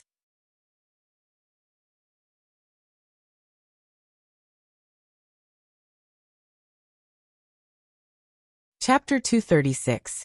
Yang Chendong's performance fell into Junko's eyes, and she was very proud of herself.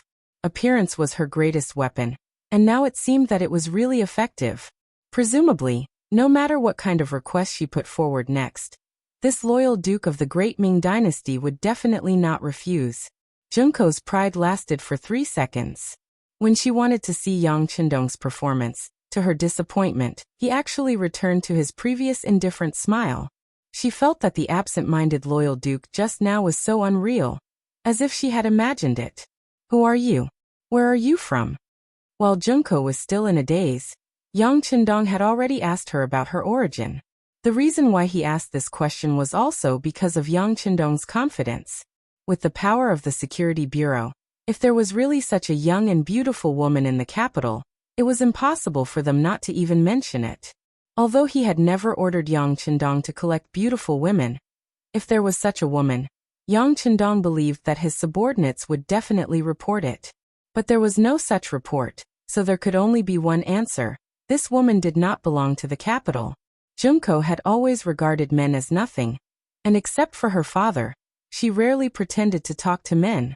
But for some reason, when Yang Chendong asked her this question, she couldn't help but reveal her identity. She replied softly, "My name is O'Hara Junko, and I am the Princess of Japan." But just after she said this, the captain of the guards, Kobayashi, whispered in disbelief, "Princess, be careful with your words." No wonder Kobayashi was so nervous. It was because Junko's identity had never been disclosed to the outside world. Even the Ministry of Rights of the Great Ming Dynasty did not know about her existence. But now, she took the initiative to reveal it. No wonder he was so anxious. "I'm sorry, Kobayashi, I forgot myself." Junko, who heard the reminder, immediately blushed. She knew that she had made a mistake, and it was not a small mistake. She immediately whispered to Kobayashi in Japanese. The conversation between Kobayashi and Junko was in Japanese, and there was not much difference between it and the Japanese of the later generations. But in the relatively isolated Great Ming Dynasty, there were very few people who could really understand this language, and Yang Chendong was one of them. In his previous life, he went to Japan to perform many tasks, so naturally, he was very familiar with the language there. At this moment, he naturally heard the conversation between the master and servant. Although he understood it, the clever Yang Chendong still pretended that he didn't understand it, and even showed that he didn't understand anything. He didn't even clearly hear the first sentence of the identity introduction in Chinese. "What did you say?" "Junko." "What a strange name. Where are you from? Who are your parents?" When Yang Chendong asked like this, it could be noticed that Junko's face instantly relaxed a lot. Junko only heard her name and didn't understand the identity introduction. At the same time, she quickly thought of another identity and said, "I'm a businessman from Japan, an ally of the Great Ming Dynasty." I've long heard that the capital of the great Ming Dynasty is so prosperous, and I always yearn for it. This time, I came out to see the world. Soon, she fabricated an identity, and it was half true and half false, which was no problem for most people in the great Ming Dynasty. But in the end, she underestimated Yang Chendong too much. Not to mention whether the Security Bureau could find out her true identity. For a loyal man who knew Japanese, what secrets could she have in front of him? It's just that Yang Chendong didn't mean to point it out. Since the other party had intentionally concealed their identity, they must have other motives. Although he was curious, he still decided to get in touch with them and see if there were any opportunities for him to gain. Of course, whether this was related to Junko's beautiful appearance, only the sixth young master Yang himself knew. It turned out to be a foreign friend. Hee, it's this official's eyes that are blind. As you said, the capital of the great Ming Dynasty is indeed very prosperous. Since you're here, you should take a good look. But forgive this eunuch for being busy, so I won't accompany you. Yang Chendong said with a smile. After saying this, he turned around and left. Yang Chendong's performance, in addition to being polite, also had a trace of unfamiliarity, which made Junko very unhappy. All along, men in her eyes were just lives that only had desires. As long as she wanted, she could summon them at any time and send them away at any time. How could there be someone like Yang Chendong, who didn't seem to be moved by her appearance, and took the initiative to keep people 1,000 miles away? Maybe it was because he was not convinced, or maybe it was because he wanted to prove something. Junko unexpectedly said, "Great Ming Dynasty's loyal duke, you just said, the history of lion eating sure too quickly." This little girl didn't understand it very well. "I don't know if you can ask for advice?" This little girl actually admires the loyal duke very much. While speaking, Junko also showed a shy look as much as possible. This was what she learned from the concubines in her father's imperial palace.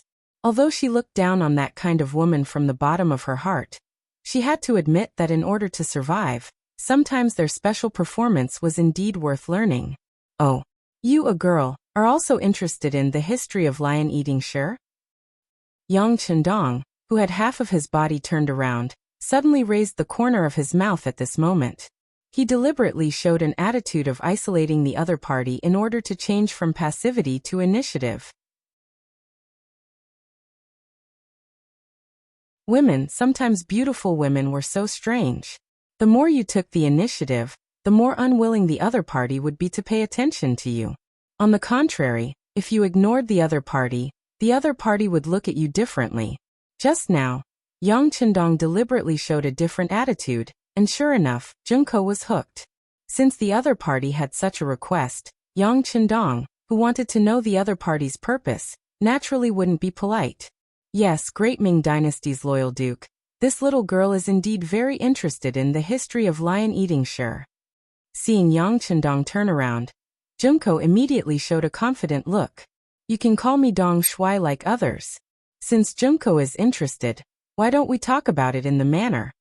Yang Chendong politely maintained a smile, and then made a gentlemanly gesture. Seeing Yang Chendong's invitation, Junko was very happy, and even lowered her head shyly.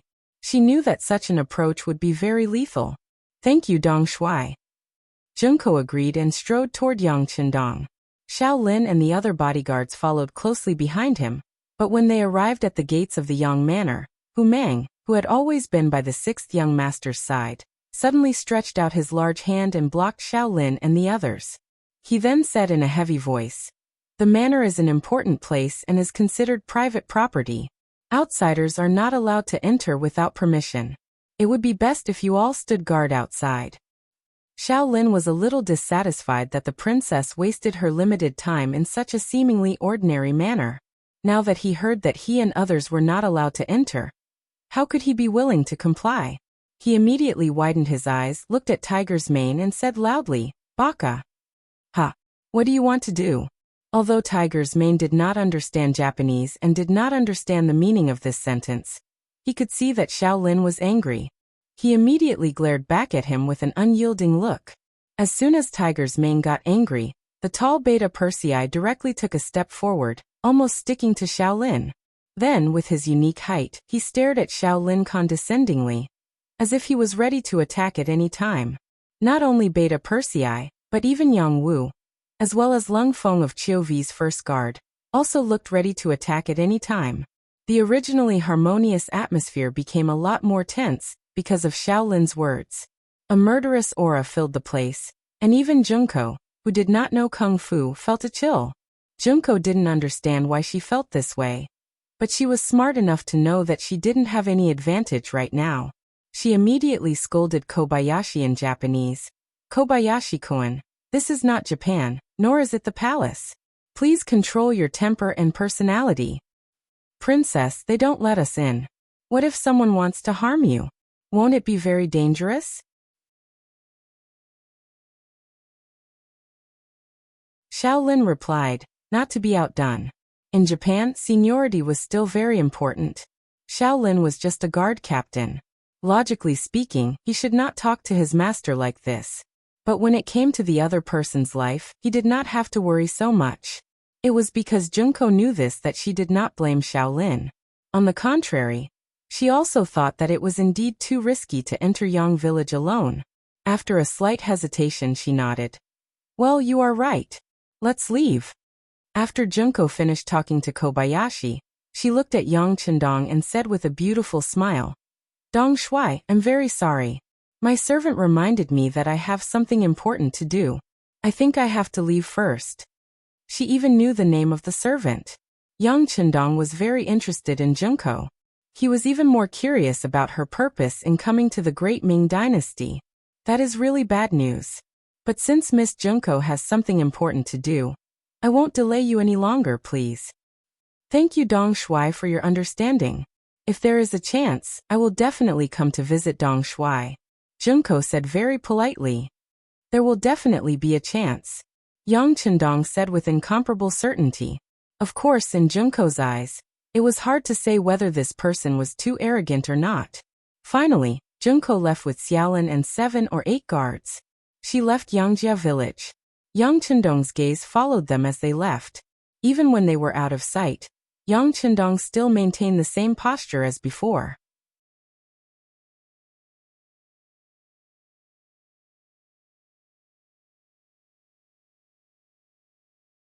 Chapter 237. Cough, young master, Miss Junko has left. Seeing Yang Chendong still standing there in a daze, although Tiger's Mane didn't want to, he still reminded him.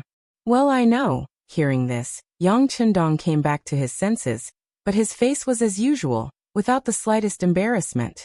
In fact, there was nothing to be embarrassed about, because he wasn't thinking about Junko, nor her beauty, but the purpose of her visit. Because in the history he knew, there didn't seem to be such a woman, but she still came, which could only mean one thing, that history has changed, and his advantage of foresight has gradually been lost. In fact, in history, although there was a person called Junko, she didn't come to the Ming Dynasty. At that time, although the Ming Dynasty defeated the Walla, it was a narrow victory, and such a record certainly didn't attract the admiration and respect of others, so Junko didn't come to the Ming Dynasty. All of this changed because of the appearance of Yang Chendong.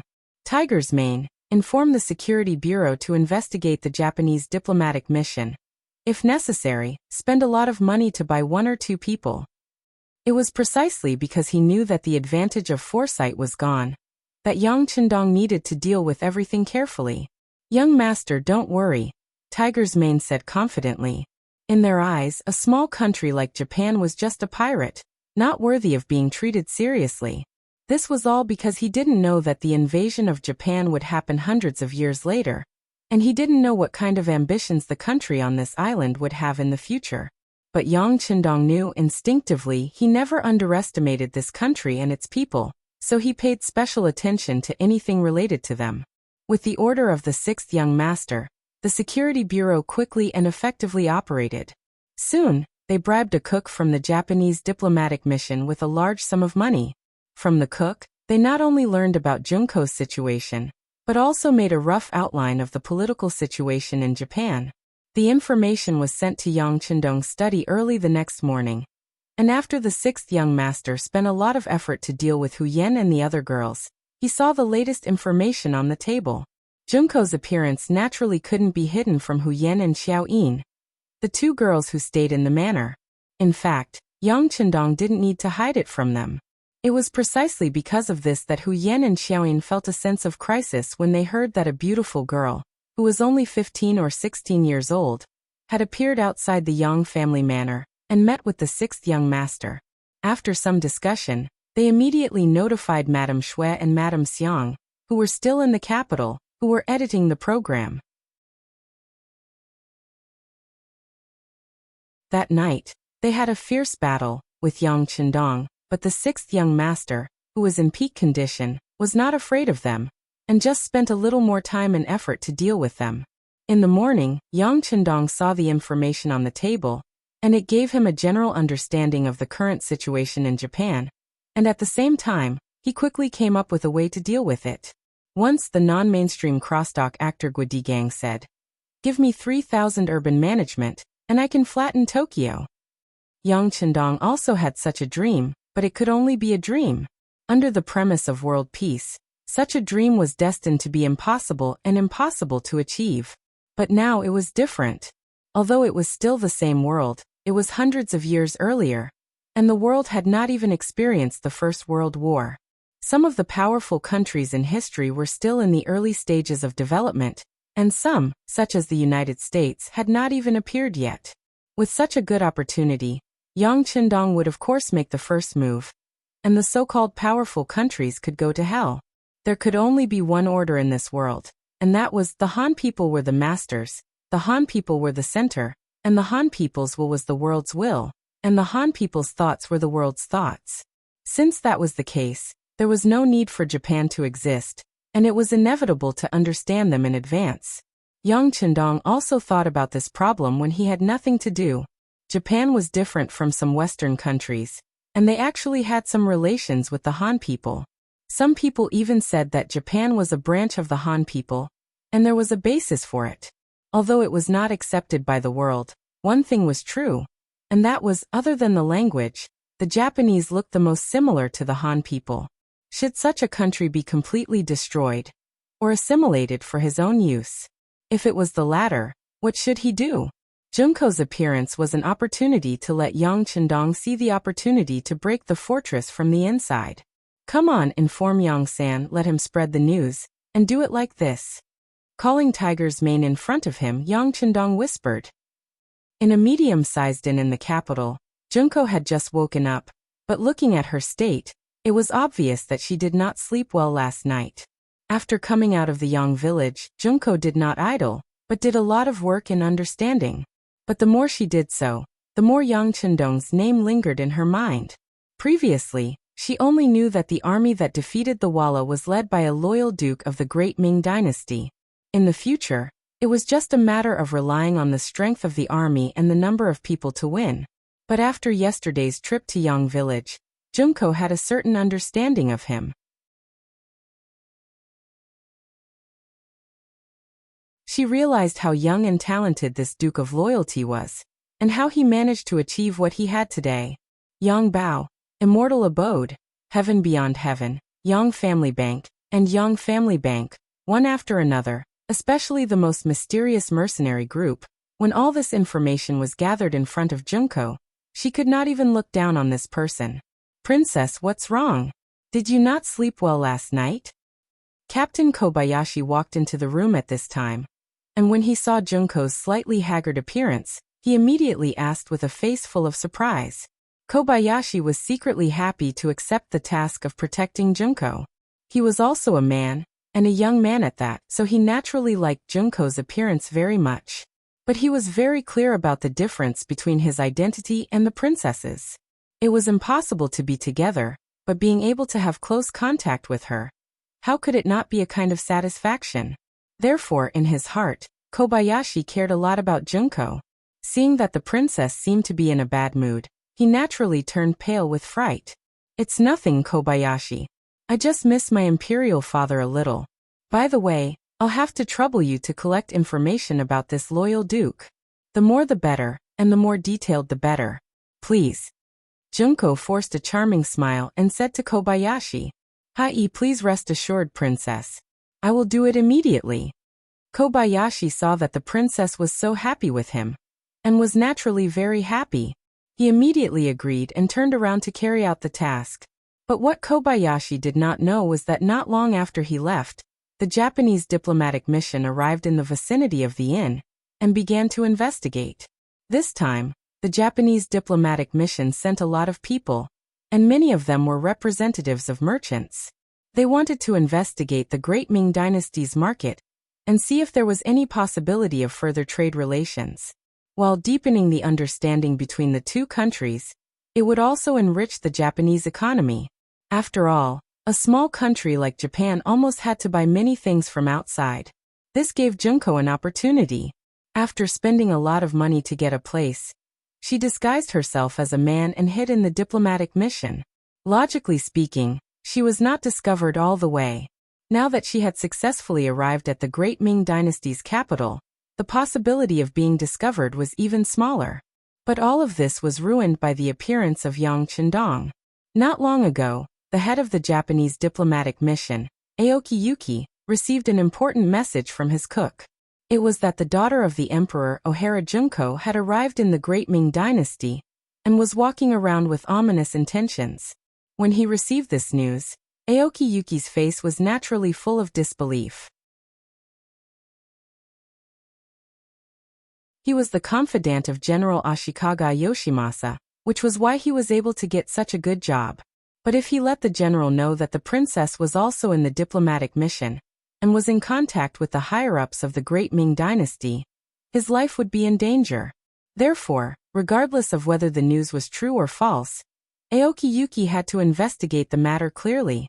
If he believed that Princess Junko was really in the Great Ming Dynasty, then there was no need to say anything. He had to kill her. First, to eliminate future troubles, and second, to create a gap between the Great Ming Dynasty and the Emperor of the Great Ming Dynasty. If there was a murder case, it would be even more difficult to unite them. The Emperor would have to rely on the power of General Ashikaga Yoshimasa. Only in this way could the general's position be unshakable. Aoki Yuki made a decision and immediately called his guard, Iwaishang, to report the news. At the same time, he also ordered an investigation. If the situation was true, he could deal with it on the spot. After receiving the order, Iwaishang brought people to the inn. After investigating, they really found out that Junko was in the inn. While Iwaishang was shocked, he reported the news to the higher-ups and informed the head of the diplomatic mission, Aoki Yuki. After some discussion, they decided to take action while it was dark. They had to kill Junko and the others in the capital of the Great Ming Dynasty. Through the cook who was bribed with money and the observation of the Security Bureau's spies, Yang Chendong easily determined the decision and mission of the Japanese diplomatic mission. He immediately laughed. Very good. The young master naturally won't let go of the opportunity. A hero saving a beauty? This young master likes it very much. Immediately after Yang Chendong sighed, he also made a careful arrangement. In the evening, Shaolin, who had been running around all day, rushed back with a few guards. According to the instructions of Princess Junko, they collected a lot of information about Yang Chendong.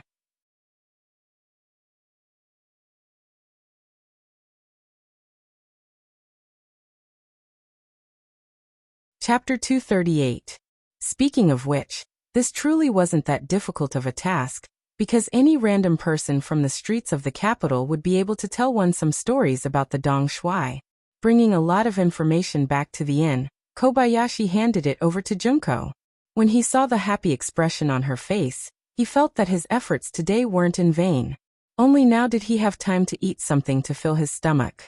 Just as Kobayashi was about to start eating, a trusted guard came in from outside the door. "Captain, the situation outside doesn't seem right. I keep feeling that there is a pair of eyes watching us in the dark." "What?" Throwing away the food in his hand, Kobayashi turned around and looked at the guard who came to report the news with a shocked face. He believed in the ability of his subordinates, and there were some things that he wouldn't say casually. Even if he said it, he should be able to find something. At this moment, he didn't want to eat anymore. Instead, he turned around and walked out of the kitchen, went to a corner of the small courtyard, and began to close his eyes in sense. Kobayashi was originally a guard of the royal family. Because of his outstanding performance, he was arranged to protect the safety of Princess Junko. His strength wasn't weak, and he even came from a ninja family. It was precisely because of this that he quickly sensed something different, and a vague sense of danger. Ninjas sometimes have a very strong sixth sense, and Ikigami and the others aren't that strong, so Kobayashi quickly felt the danger. When he learned that he was being watched, Kobayashi didn't panic. This was originally within his expectations. With so many people, and the princess was so beautiful, it was difficult not to be discovered, but he didn't expect it to be so fast. It was precisely because he was prepared that Kobayashi calmly came to the young master's room. At this time, Junko was looking down at some information about Yang Chendong. When she saw the guard captain suddenly appear, she was a little surprised. Kobayashi, don't you need to rest? Why are you here? We don't need you now, go rest. Princess, we've been discovered. There are many unfamiliar faces outside the inn. It's very likely that they were sent by Ambassador Aoki. I think we need to move. Shaolin said in a slightly anxious voice, his eyes filled with determination. Junko was like a goddess in Kobayashi's eyes. As long as he was still alive, he would never let anyone hurt the princess. He swore. What? Junko said in Japanese in surprise, and then a hint of nervousness appeared on her face. Originally, according to Junko's plan, the danger was only on the voyage from Japan to the Great Ming Dynasty. As long as she safely arrived at the Great Ming Dynasty, she could reveal her identity and then propose marriage to the Great Ming Dynasty's emperor.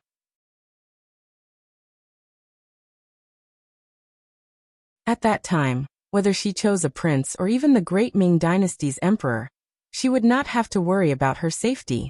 However, because she had no understanding of the situation in the Great Ming Dynasty, she didn't know until she came to the capital. Although the Great Ming Dynasty's emperor had a prince, he was still in his infancy and it was impossible to arrange a marriage. As for the Great Ming Dynasty's emperor Zhu Qiyu, although he was very young, he didn't have any deep foundation. In addition, there were many concubines in the palace. Even if he wanted to arrange a marriage, it would be difficult for him to provide any help to Japan in a short time. Not to mention that the Great Ming Dynasty was now ruled by two emperors. She hadn't even solved her own problems. It was even more difficult to get support. The marriage didn't seem to be feasible, so Junko didn't immediately reveal her identity, which also made her safer. Now that the opponent finally came to her door, how could she not panic? Kobayashi, where are we going? After the panic, Junko pretended to be calm and said, after all, she was only a little girl less than 16 years old. Although she was born noble and very beautiful, when it came to facing a real sword, she was afraid that she didn't have any more experience than others. Kobayashi doesn't know. He shook his head very honestly. Princess, you can choose to reveal your identity and marry the Great Ming Dynasty's emperor as a concubine, or we can kill our way out of the capital, find a place with a coastline, and find a boat to return home. Although Kobayashi was confident in his own strength, he only had 8 guards with him this time, and the disadvantage in numbers was his shortcoming. He knew very well that Aoki Yuki, as an ambassador, was leading a team of nearly 500 people. Among them, there were more than 300 soldiers who could fight. He didn't have much confidence in ensuring Naoki's safety in a battle of 8 against 300 people. Let me think about it. Junko didn't expect the choice to come so quickly, and she couldn't make a decision for the time being. After all, this was related to her marriage. The man a woman chose was often related to her life's happiness, so she had to think about it. Princess, there's not much time left. Please make a decision as soon as possible. I'll go out and take a look. Kobayashi didn't want Junko to make the first choice. No man would be able to accept the idea of giving away their goddess. But he couldn't guarantee that the princess could leave safely, so he was in a dilemma. He might as well not participate, and let the princess make a wise decision. Some decisions weren't so easy to make. While Junko was still in a dilemma, Kobayashi once again entered the room without permission. This time, his face became much more serious. Princess, it's already dark, and they're about to make a move. There are enemies at the front door, back door, and side door of the inn. I'm afraid we'll have to kill our way out. Kill our way out? Will we die? Junko's nature as a young girl finally revealed itself. After all, she was still young, and few people wouldn't be afraid in the face of death. Junko's expectant expression made Kobayashi's heart bleed. He didn't want to disappoint the princess, but he didn't have absolute confidence. He could only avoid the question and say, "Princess, as long as I'm still alive, I won't let anyone hurt you." The hidden meaning was that as long as Kobayashi was still alive, he would desperately protect Junko's safety. But what if he died? After Junko understood the meaning of these words, she nodded with a blank expression. "Well, then we'll rush out. If possible, we'll go to the seaside and find a way to return home." Junko finally made a decision, and that was to not marry the great Ming dynasty. Every woman had her own dreams, not to mention a girl like Junko who had been high and mighty since childhood. She might have more pursuits for marriage, but her man was destined to be different from the rest. He was destined to be the strongest in the world. After Junko decided not to marry the great Ming dynasty, Kobayashi's face lit up with joy. For him, even if they couldn't live together, being able to die together was a very happy thing. After unifying the goal, Junko first changed into a set of black clothes that she had prepared beforehand. The loose clothes not only allowed her to hide better in the dark, but also allowed her to conceal her perfect identity. After everything was done, under the protection of Kobayashi, the group of 6 rushed out of the inn's front door. As expected of a guard who had once stayed in the imperial family, Kobayashi didn't choose to blindly attack. Instead, he sent 2 of his team members to rush out of the back door, and another 2 to rush out of the side door, creating an illusion that they were about to break out of the encirclement. Then, he led the remaining 4 guards to protect the princess from the front door. The reason why they chose the front door was because it was on the street. From here, they could see the soldiers of the military office patrolling the area. Although these people might not necessarily help them, they could at least deter the enemy. Under the leadership of Kobayashi, the 6 people rushed out of the inn's front door. What greeted them was a rain of short arrows. He saw Kobayashi holding a ninja sword and constantly waving it in front of him. One after another, the arrows hit the blade, making crackling sounds before falling to the ground. "Hurry up and rush out." Seeing that the enemy had even used bows and arrows, Kobayashi knew that the situation was more serious than he had imagined. These people had no scruples at all. They just wanted to kill the princess. A wave of arrows was blocked by Kobayashi and his team.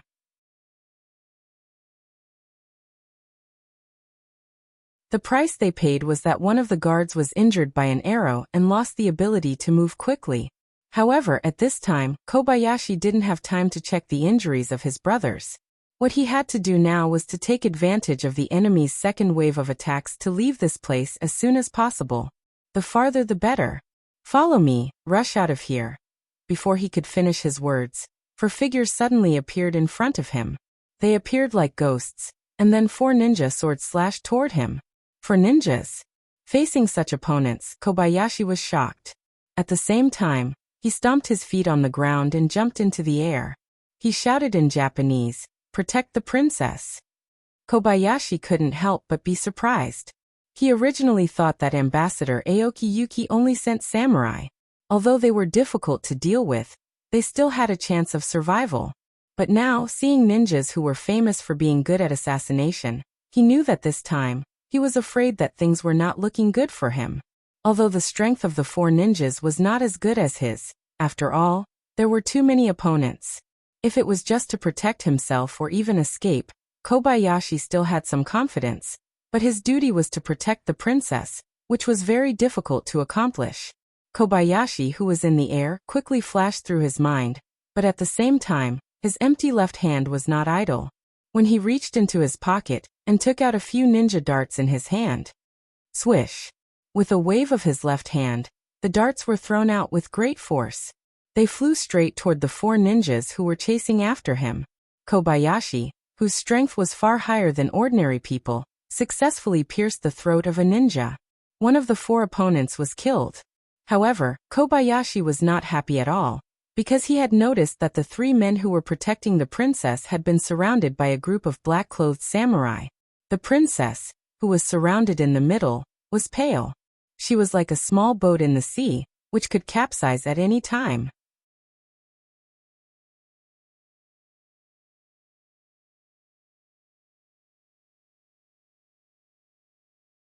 Chapter 239. The situation was so dangerous that Kobayashi, who could have continued to fight in a guerrilla style, gave up his advantage. Instead, he rushed into the crowd on the street, and then rushed to the left and right, killing 3 Japanese samurai in a row. Kobayashi's speed was very fast, and his sword moves were also very strange. Coupled with his unpredictable movements, it would take a lot of effort for anyone to kill him. Unfortunately, his mission was to protect Princess Junko. For this purpose, he had no choice but to give up his advantage. He turned around and rushed into the crowd, waving his sword and slashing. The sudden addition of Kobayashi did indeed relieve the pressure of the 3 guards protecting Junko, but as more and more men in black rushed over from the back door and the side door, Kobayashi knew that the 4 men he sent to the east and attack in the west were probably dead, and it should be his turn next. The 3 guards, plus Kobayashi and Junko, were surrounded by 40 to 50 black-clothed men. Longbows and short swords rained down on them, and in less than 30 breaths of time, 2 more of the 3 guards fell. Finally, only Kobayashi, the princess, and the last guard were left. "Captain, I'll fight with them. Please protect the princess and rush out." The last guard saw no hope. After shouting at Kobayashi, he rushed out. However, when he was still halfway out, his chest had been hit by 3 arrows. Then, with his eyes wide open, his body leaned back and fell heavily to the ground. Seeing the death of her bodyguard at such a close distance, Junko, who had always been calm, finally screamed out in horror. In the dark night, her cry was like the cry of an oriole. It was so different and so amazing. Who is it? Perhaps it was because of the shout, or perhaps it was not time for her to die. A thunderous voice sounded, and suddenly, a group of people appeared on the other side of the street, slowly approaching. Captain Ikaze, who was leading the team, saw that the target was close at hand, and the mission was about to be completed. Suddenly, another group of people came from behind. His eyes showed that he was unwilling to give up. "Come on, rush up, kill the target, and then retreat." Ikaze thought that there was still some distance between the 2 sides. As long as he was given time, killing the princess and Kobayashi was just a matter of raising his sword. Qishang's idea was not wrong. At a distance of a few dozen meters, he did have the opportunity to make a move. Unfortunately, he didn't know who was approaching in the dark. If it was daytime and he could see the luxurious carriage clearly, he wouldn't think so. For no other reason than the fact that the owner of this luxurious carriage was known to everyone in the capital. The Duke of Loyalty, Yang Chendong. It was Yang Chendong who was passing by. As for whether it was intentional or not many people knew. The important thing was that Yang Chendong had indeed appeared here and allowed his servant, Beta Persei, to yell at him first. But after he shouted, the other party had no intention of stopping. This infuriated Beta Persei. "Young master, these people won't listen to our advice. Should we attack? Please give the order." "Attack." Yang Chendong's emotionless voice came from the luxurious carriage. Standing on the street were all Japanese samurai and ninjas. He wouldn't feel the slightest bit of heartache no matter how many of them died. Nor would he show any mercy. Standing on both sides of the carriage, a row of Lung Feng had been waiting for this order for a long time. When they heard the word 6th young master, the 30 people of Lung Feng started a shooting competition by themselves. The reason why it was called a competition was because the 3 classes were competing with each other to see who could achieve more. Bang bang bang. In the dark night, the sound of gunshots was so deafening and earth-shattering. Along with the sound of gunshots, a dazzling red light flashed like a meteor, and the Japanese samurai standing dozens of meters away fell to the ground one by one. "Princess, get down." Seeing the red light coming, Kobayashi instinctively hugged Junko and threw himself to the ground. But he didn't know how superfluous this action was. The Lung Feng had already received the order not to hurt the princess. With night vision goggles, how could they hurt Junko in the dark? Bursts of gunshots sounded like firecrackers being ignited. After 2 waves of continuous attacks, there were no more samurai standing on the street. In a short time, Except for a few people like Ikigami who reacted very quickly and escaped at the first time, the other Japanese samurai present on the scene were all killed. Clean up the battlefield. Seeing that the scene became silent after a burst of gunshots, Tiger's Mane replaced Yang Qindong and shouted the order. For a time, 30 Lung Feng and Chiu V's first guard began to move forward in a searching manner. In the process of moving forward, there were gunshots from time to time. Whenever they found someone who was not dead, the Lung Feng automatically fired a shot. This also depended on the usual training and teaching. In Yang Qindong's words, most of the time, mercy to the enemy was cruelty to oneself. The sound of gunshots came from time to time, making the samurai who were injured but not dead show a determined look on their faces.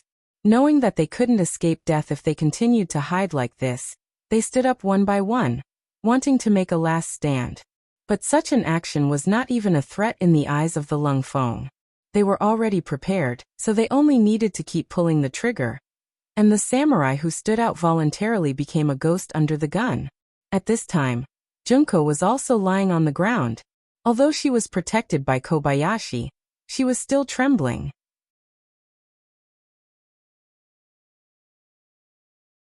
She didn't know who was coming, and she didn't know what fate was waiting for her.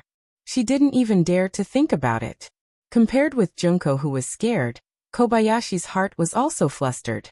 He was very clear about the strength of these samurai and even some ninjas. But these people were so vulnerable in front of the people who came. He couldn't help but think, if it was him, facing advanced firearms, how likely would he be to survive? While he was still comparing in his heart, the footsteps were getting closer and closer. And when they were about to reach him, Kobayashi finally couldn't help but shout in somewhat awkward Chinese, "Don't kill us, we surrender." It was very difficult to make a samurai, a ninja of the Japanese imperial family, shout out surrender, and this was equivalent to Kobayashi cutting off his own path as a samurai. But for the sake of the princess under him, he made this decision resolutely. Kobayashi's sudden shout attracted the attention of the 5 Lung Feng with guns. In fact, they have been paying attention to the movements here for a long time. Even if Kobayashi didn't shout, they would soon find this place. Shouting was just a way to reveal their position in advance. As if to prove that he didn't want to kill, after Kobayashi shouted, he took the initiative to throw the ninja sword in his hand to the ground, then stood up with his hands on his head. "Don't kill us, we are also victims." "Yes, we are victims." As Kobayashi stood up, Junko was also liberated, and naturally stood up, and imitated Kobayashi, holding his head with both hands, with a pitiful expression. "Bring them to the young master."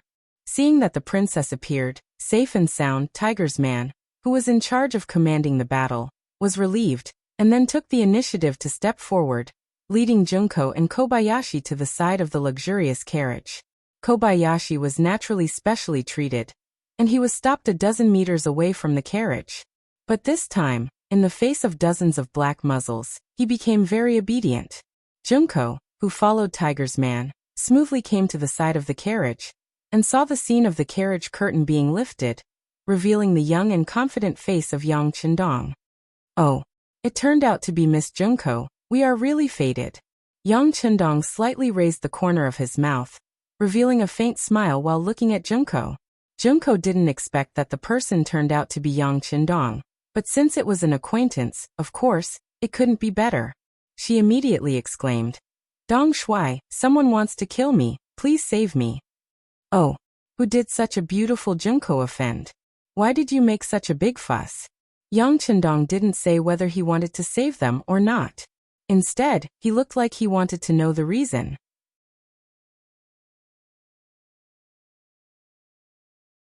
Junko didn't want to expose her identity too early. After all, she didn't know Yang Qindong, and if she exposed her identity, what would she do if he used it to threaten her father? But now that she needed his help, how could she explain the situation in front of her? Junko was still struggling whether to tell her true identity in order to answer Dong Shuai's question. At the other end of the street, there was a burst of dense and complicated footsteps. Hearing the footsteps, Junko's face was once again filled with fear. Yang Qindong, on the other hand, seemed to have expected all of this, and didn't show the slightest surprise. Instead, he showed a warm smile to Junko. Well, you get on the carriage first. And that guy called Little Lin, take off his black clothes and change into our clothes. Junko's small hand was grasped by Yang Chendong's big hand and pulled into the carriage. Perhaps because the force was too great, she lost control for a moment and directly rushed forward, until she hit Yang Chendong's broad arms. Only then did she stop. Suddenly being held in Yang Chendong's arms, her nose could smell the strong smell of male hormones. For a moment, Junko was so frightened by the sudden change in front of her that she didn't dare to move. Don't look at how confident she was in front of men, but it was the first time for her to be so close to the opposite sex. Even her father didn't hold her like this. Now feeling the strong heartbeat in Yang Chendong's chest, she was intoxicated for a moment. You're tuning in to the Li Mei's Sword of Destiny YouTube channel. We're so grateful for your support, and don't forget to subscribe to join us on this incredible journey through captivating stories. Your generosity through donations truly makes a world of difference, as it's the primary source of revenue that allows me to expand and enhance this channel for you. Thank you from the bottom of my heart for being a part of this adventure.